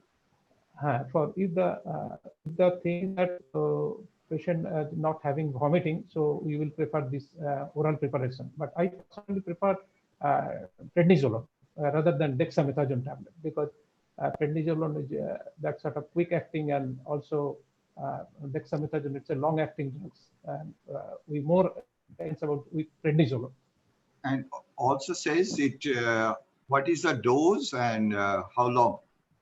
So for prednisone, it is 1 milligram per kg body weight. So if it is 60 kg, then 60 milligram per day, and that should be tapered within 3 to 4 days. Slightly higher, you can up to 7 days, but 3 to 4 days is the ideal for preparation. Okay, thank you. Taposh, can you see the screen now? I can see one question coming in. Yeah, there. yeah. Just take it. Take it. Number of question. Okay. Can you take this? And this is a question asked by one of the viewers. Patient aged 40 years, female, taking amitriptyline 25 milligram for 12 years. Of late, irregular heartbeat have been noticed 1 to 2 times a month, and increase in weight. In between, the patient has taken topiramate 50 milligram twice daily for 2 years with amitriptyline 10 milligram, and then divalproex 250 milligram a day with amitriptyline. Dr. Emin Singh, would you like to take up this question and see what you can, Sir, sorry to interrupt. Sir, sorry to interrupt. This is a question put up by me, and this patient happens to be my wife, Monu Tandon, this side. Okay. Okay. But so what is the question? This is a question is that what is the way forward? How it should be approached? Okay, Dr. Singh. So I understand this is a case of migraine or what? What are the migraine? Well, it has been diagnosed. Yeah. Yes. But really, this is surprising that these prophylactics are going on for so long, and still she is not responsive to this. So we should exclude other causes, because amitriptyline for so many years in between topiramate. So I think we should try to down-regulate the medicines, and we should see what is happening. Or we can put, if this is migraine, we can put to some other medications. But beta blockers, maybe she is having irregular heart rate, so cardiac check is to be done. So that is the question. I mean, that is the problem. But why she is taking so long for 12 years continuously? Is it some type of headache or some problem in diagnosis of this case? Or is it chronic migraine? It has been stabilized for such a long time. She kept on taking, but last 1 or 2 months, some irregular heartbeat and some weight gain. Why not you are going for Kefali? Sir, it has been a transcutaneous electrical nerve stimulation can do good, because so many medications having so many comorbidities. It may be due to medicine induced also, because amitriptyline can increase body weight, sodium valproate can increase body weight, but topiramate isolated, it is not able to reduce the body weight. So that means why not you go to the lifestyle modification and also the transcutaneous trigeminal nerve stimulation, what is Kefali is available. So instead of 20 minutes per day, so you do that 20, and it has been seen that study has shown that 50% attack can be reduced by using Kefali. So transcutaneous electrical nerve stimulation, and it is available in the Indian market. It costs about 32,000 or sort of things. And it's very simple.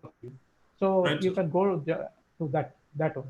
Right, sir. Thank you so much, sir. Okay, thank you. Right. So Taposh, can you see one more question on temporal arteritis? I can't. No, I can't. There is a question. requesting a few comments about temporal arteritis. But before that, Taposh, can I put one question? Yes, please. So we have discussed so much of migraine, but I think I would like someone to highlight on the status of botulinum toxin in the treatment of migraine. So I think Dr. Nilav, you can take this question. Yes, botulinum toxin has been given a level A recommendation for the treatment of chronic migraine, and what we do is we give injection to 31 sites, including the muscles of the occipitalis, the temporalis, the splenius capitis, and the trapezius. Total, we give injections of 5 units each at 31 sites. So it becomes a total dose of 155 units. Now, which patients are candidates for giving botulinum toxin? Number one, who are not responding to conventional medical treatment. And number two, there is something known as a headache impact test. It is a scale in which a patient is given certain questions, and the patient is supposed to give marks. That how much will you give out of this marks? If the patient's headache impact test is more than 6, then that patient is a candidate for giving botulinum toxin therapy. It is a relatively safe way of giving of medication, and it can even be given in pregnant patients. Thank you. Thank you. Taposh, will you take this question to someone? Few comments on temporal arteritis. Yes. Right. Who will take it? Dr. Singh, do you want to? Yeah, temporal arteritis is seen in middle-aged or little elderly people, and this is characterized by headache confined to frontotemporal region. And if you feel there is tenderness and temporal artery, you can roll. It can be felt little, rigid. And drug of choice, all we know, that is steroid. Prednisolone we can give 40 to 60 milligram per day, which is given for long time with gradual dose may be gradually tapered off. And the most important thing that you have to rule out other secondary causes. At the same time, fasting ESR is very diagnostic in this case, which should be high. And in selected cases, people do biopsy of the temporal artery branch. So that is in nut and shell about. And this is sort of arthritis, right?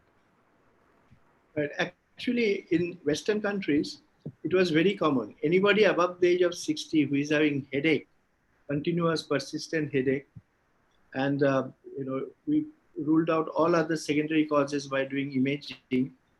We are supposed to do ESR, C-reactive protein hemoglobin on this patient to exclude temporal arteritis. Temporal arteritis is far less common in our country.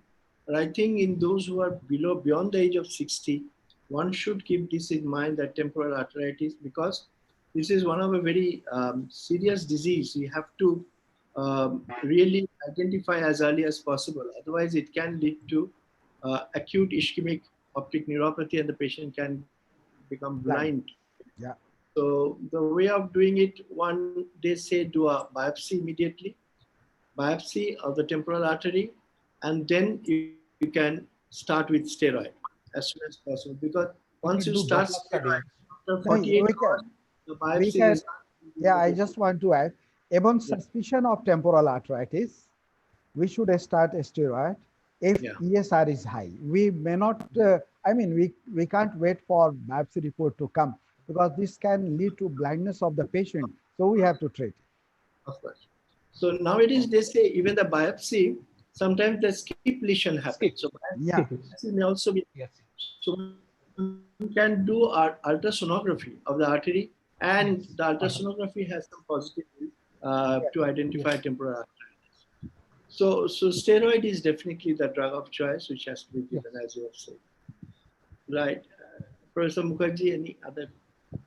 I can't see anything from here. Sir, can I ask Dr. Banerjee one more question? Can I?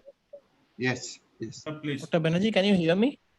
I can hear you. Sir, Dr. Surbi is asking any role of sphenopalatine ganglion block in sympathetically mediated headache like tongue and cluster headache. Oh, I could not hear. Please tell me. Yeah.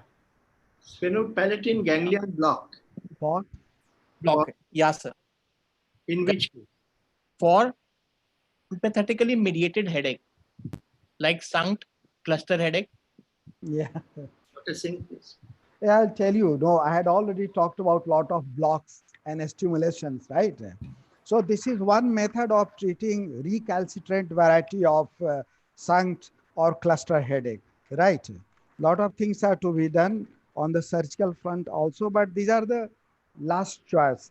Surgery such as trigeminal rhizotomy, radiofrequency, trigeminal ganglionic rhabdolysis, occipital nerve stimulation, hypothalamic DBS. So these are the all modalities for treatment of TACs, right? But these are not commonly practiced. They are the last resort. So sphenopalatine ganglion stimulation block, this is also one of the methods, right? My understanding is that sphenopalatine ganglion block is for trigeminal neuralgia V2, V3 distribution. In TAC syndrome, it is usually in the upper side, periorbital region. I don't know how much sphenopalatine ganglion block will work in this. Well, the people have tried, but this works partially. Mainly the main ganglion block is to be done.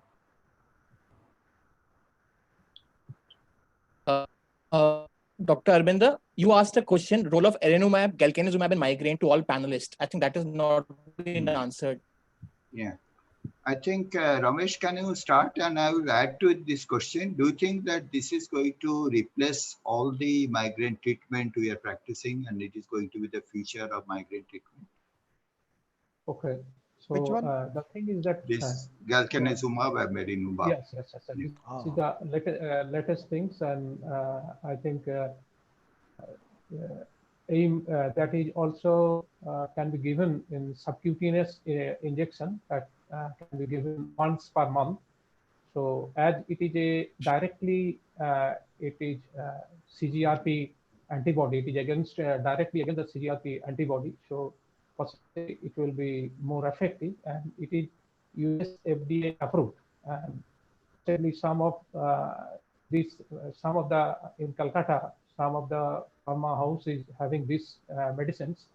So the thing is that it is costly, but it to start with, because you are using once per month, so regular drug you have to use.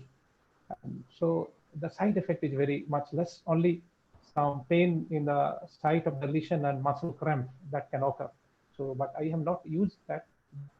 It will be very much better for treatment. Sir. Your opinion, sir? We had a talk once this debate, but I think looking at the profile of the drug, probably it is going to be a main player in future. Not now because not readily available, but it is one thing to look forward to. Sir, may I add one thing, sir? Yes. The problem that I can see in erenumab is, sir, the present cost in the United States when we convert it to Indian rupees is 40,000 per injection. So to make a patient to pay 40,000 every month for a headache, I don't know how much practical it is going to be. But Nila, my hope is that when all other drugs, like if you look at the antiepileptics, the IV gamma, though their international prices are very high, when it is marketed in India, it is the pharmaceutical firms can really reduce the price and make it. Of course, it has to be, I have searched in the net, and that is suggesting that it is almost 5,500 in 120 milligram injection. So if it is in that range, I think it can be used for once per month. It can be very good drug for that. And Eli Lilly has done that is intended in the form of Emgality. So that is one pharma house, one medicine shop is in the Calcutta. They are offering this. Okay. How much is the cost? It is 5,500 or that sort of thing. I have seen in the search in the net. They have suggested we can contact with them also if you want to use it. Thank you. Dr. Kapil, have a look on this. If really we can bring in a better price. So what I feel, this Emgality is still not approved in India. So I think they must be exporting from outside.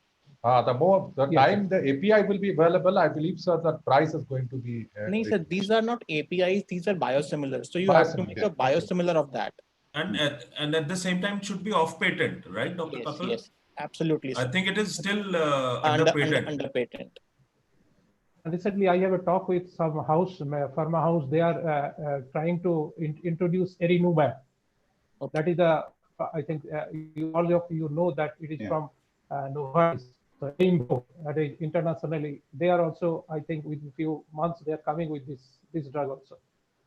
Because you see that with in 2018 and within 2019, there are so many drugs. They have been, all are FDA approved.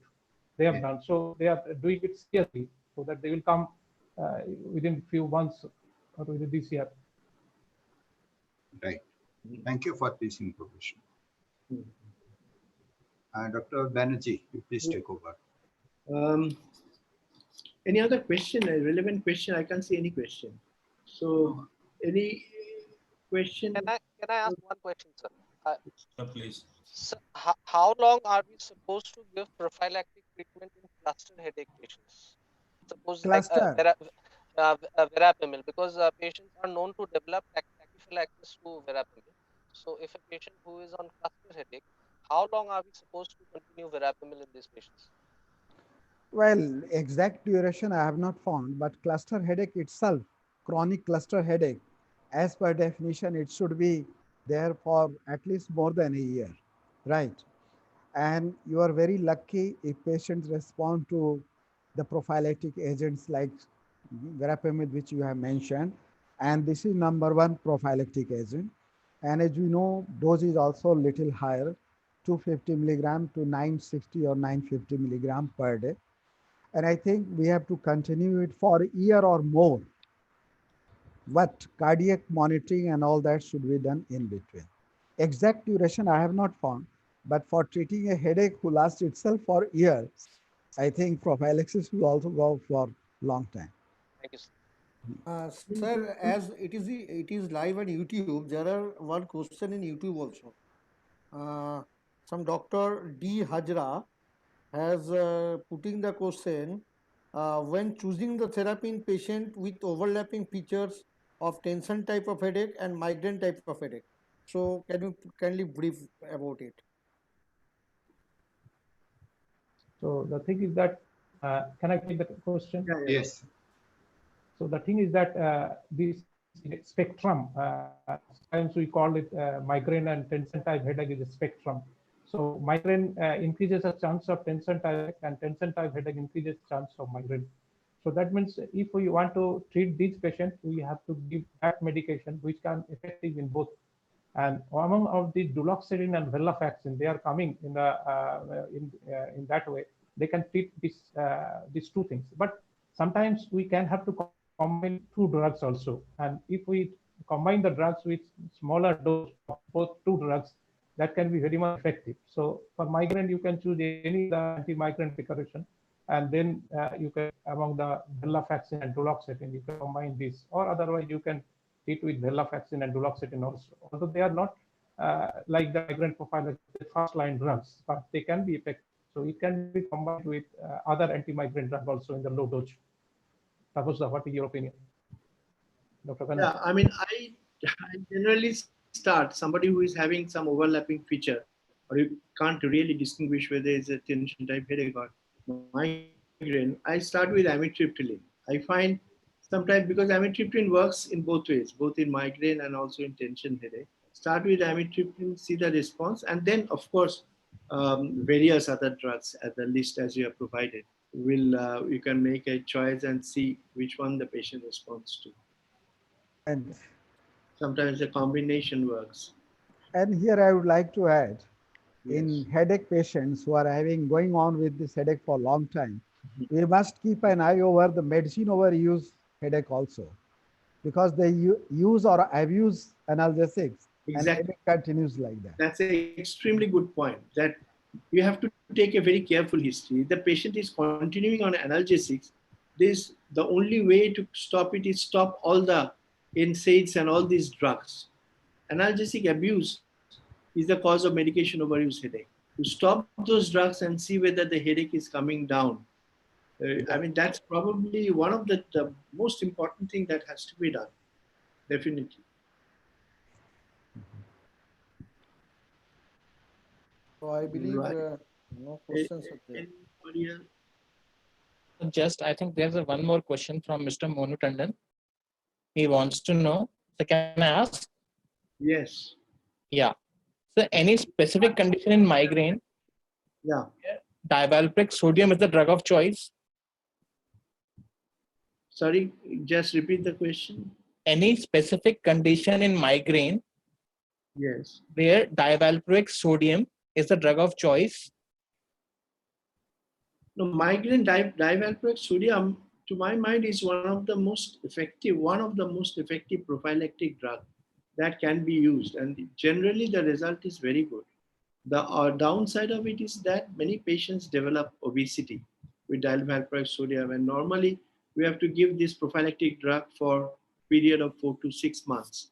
So, in that case, you give valproate and taking how the patients responded, how the side effects are. If the patient responds to valproate, that's fine. Keep on going without the side effect. Otherwise, later on, you can change to other drug. Professor Mukherjee, your thought on this? I think you are right. I think the population I will exclude is the women in childbearing age, where I will not use valproate.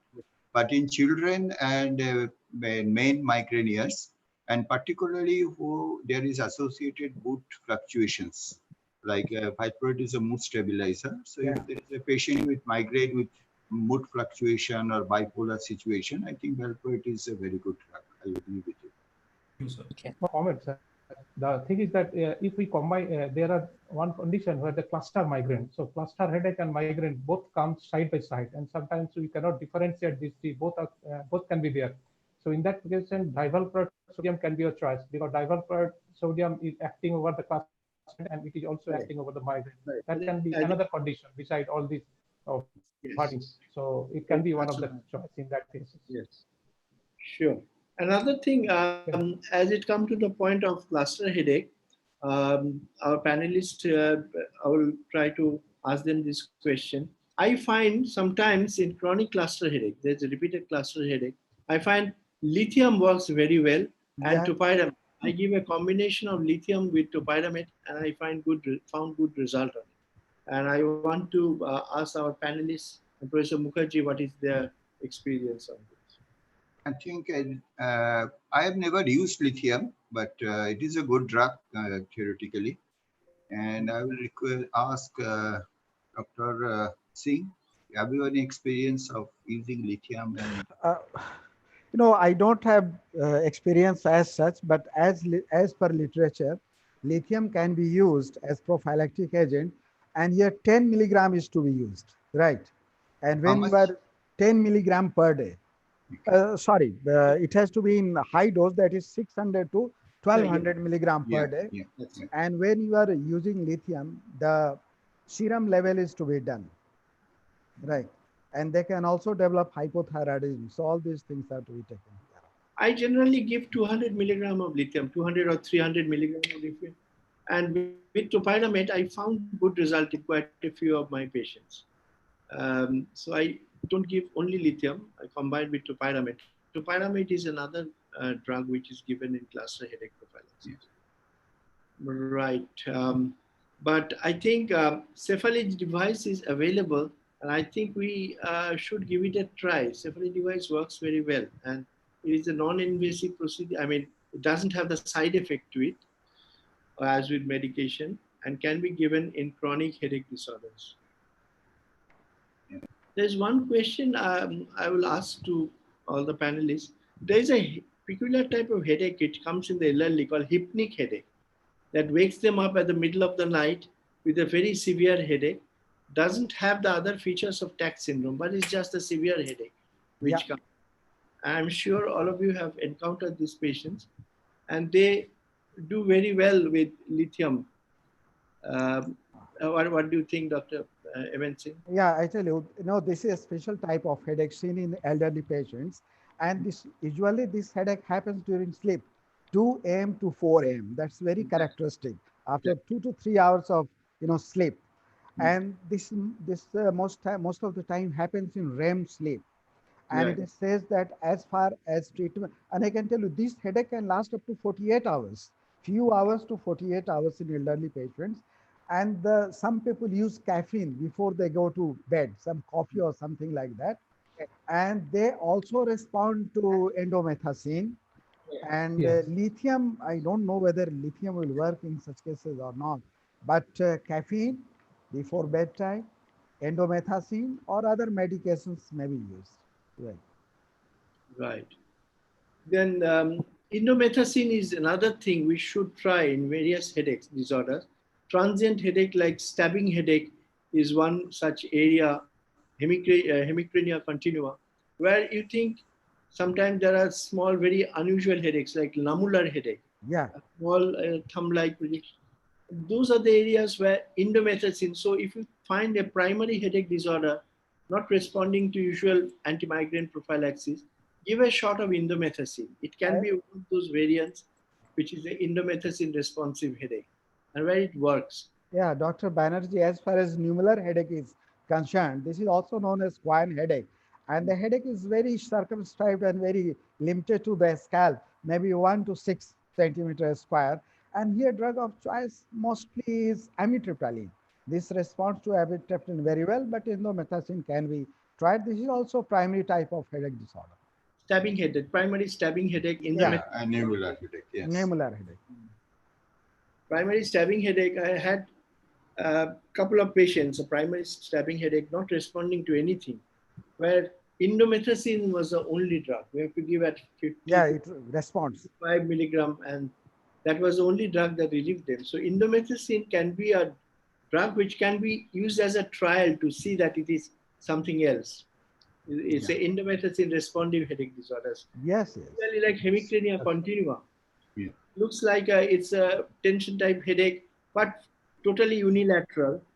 But most likely a tension type headache like manifestation, occasionally with some TAC syndrome kind of thing. Indomethacin is a drug which works. Nothing else works on that. I tell you, Dr. Banerjee, sorry. Yeah. sorry, sir. For any short-lasting primary headache disorders, endomethacin must be tried. Yes. Right. If it responds, it will respond like anything. Right. Below 4 hours. Schizophrenia continua also indomethacin Yes, works. yes. Yes, sir. You are right, sir. But Dr. always Ba- when you give a high dose, 50 to 75 milligram or 100 milligram. I don't know if you give a long-term high dose, what will happen to the GI. I don't know. People have gone up to 300 milligram per day. That was mentioned. Yeah, 25 to 300 milligram. I never tried that. There is wide dose variance. That's right. That's right. Dr. Banerjee, I can see a question. Yes, please. It says, it's from Dr. P.K. Thakuria. Can birth control drug make worse migraine to our patients? True. The role of birth Yeah, control. birth control pills definitely can worsen migraine, and it is said sometimes that we have to try the other devices, mechanical devices in that case, because it can sometimes the drugs doesn't work. Take a history, and if see that birth control pills patient is taking, that may be one of the reasons one can worsen migraine. Dr. Sharma, for a long time, he's silent. Dr. Sharma, any comment about that? I would like to add one thing to this, sir. In females who have migraine, taking high doses of estrogen, that is ethinyl estradiol, can increase the risk of development of vascular events such as stroke and heart attack. So usually what I give as a recommendation or a suggestion to my female patients of migraine is to avoid high estrogen containing birth control pills, and if required in the future, if for some reason she has to consult a gynecologist, to tell the gynecologist that I am having migraine, so please give me medications which do not have estrogen containing drugs, or which they are present in low doses. Progesterone containing OCPs can be, however, safely used in female migraineurs. But two things every female migrainer should remember is that they should never touch a cigarette in their life. They should never smoke, and second is that they should avoid high estrogen containing drugs, be it OCTs or any other drug. Thank you. Some comments. Yeah. Some comments. The thing is Yes. that for migraine with aura, OCP, no. Yes. Migraine above 35 years of age women, migraine with or aura, OCP, no. Now the coming to the indicated range. So OCP, if it is used, estrogen should be less than 50 milligram per day. So and another important thing is the fluctuation of the estrogen. That is the causing the headache. Now, first 1 month of OCP taking, headache may increase. Second 1 month, it may be static. From third month onwards, the headache subsides for migraine. So if you wait for third month once, headache may subside. And for menstrual migraine, some of the patients with OCP, menstrual migraine can be well controlled by this OCP. Right. I think if there's, Professor Mukherjee, do you think there is any other important question that? I think No there is other. a question I can see Yeah, from yeah. Dr. Jagdish Ramaraj. How to differentiate between trigeminal neuralgia and migraine? Yeah. Neuralgia and migraine. Oh. I think who, Dr. Sharma?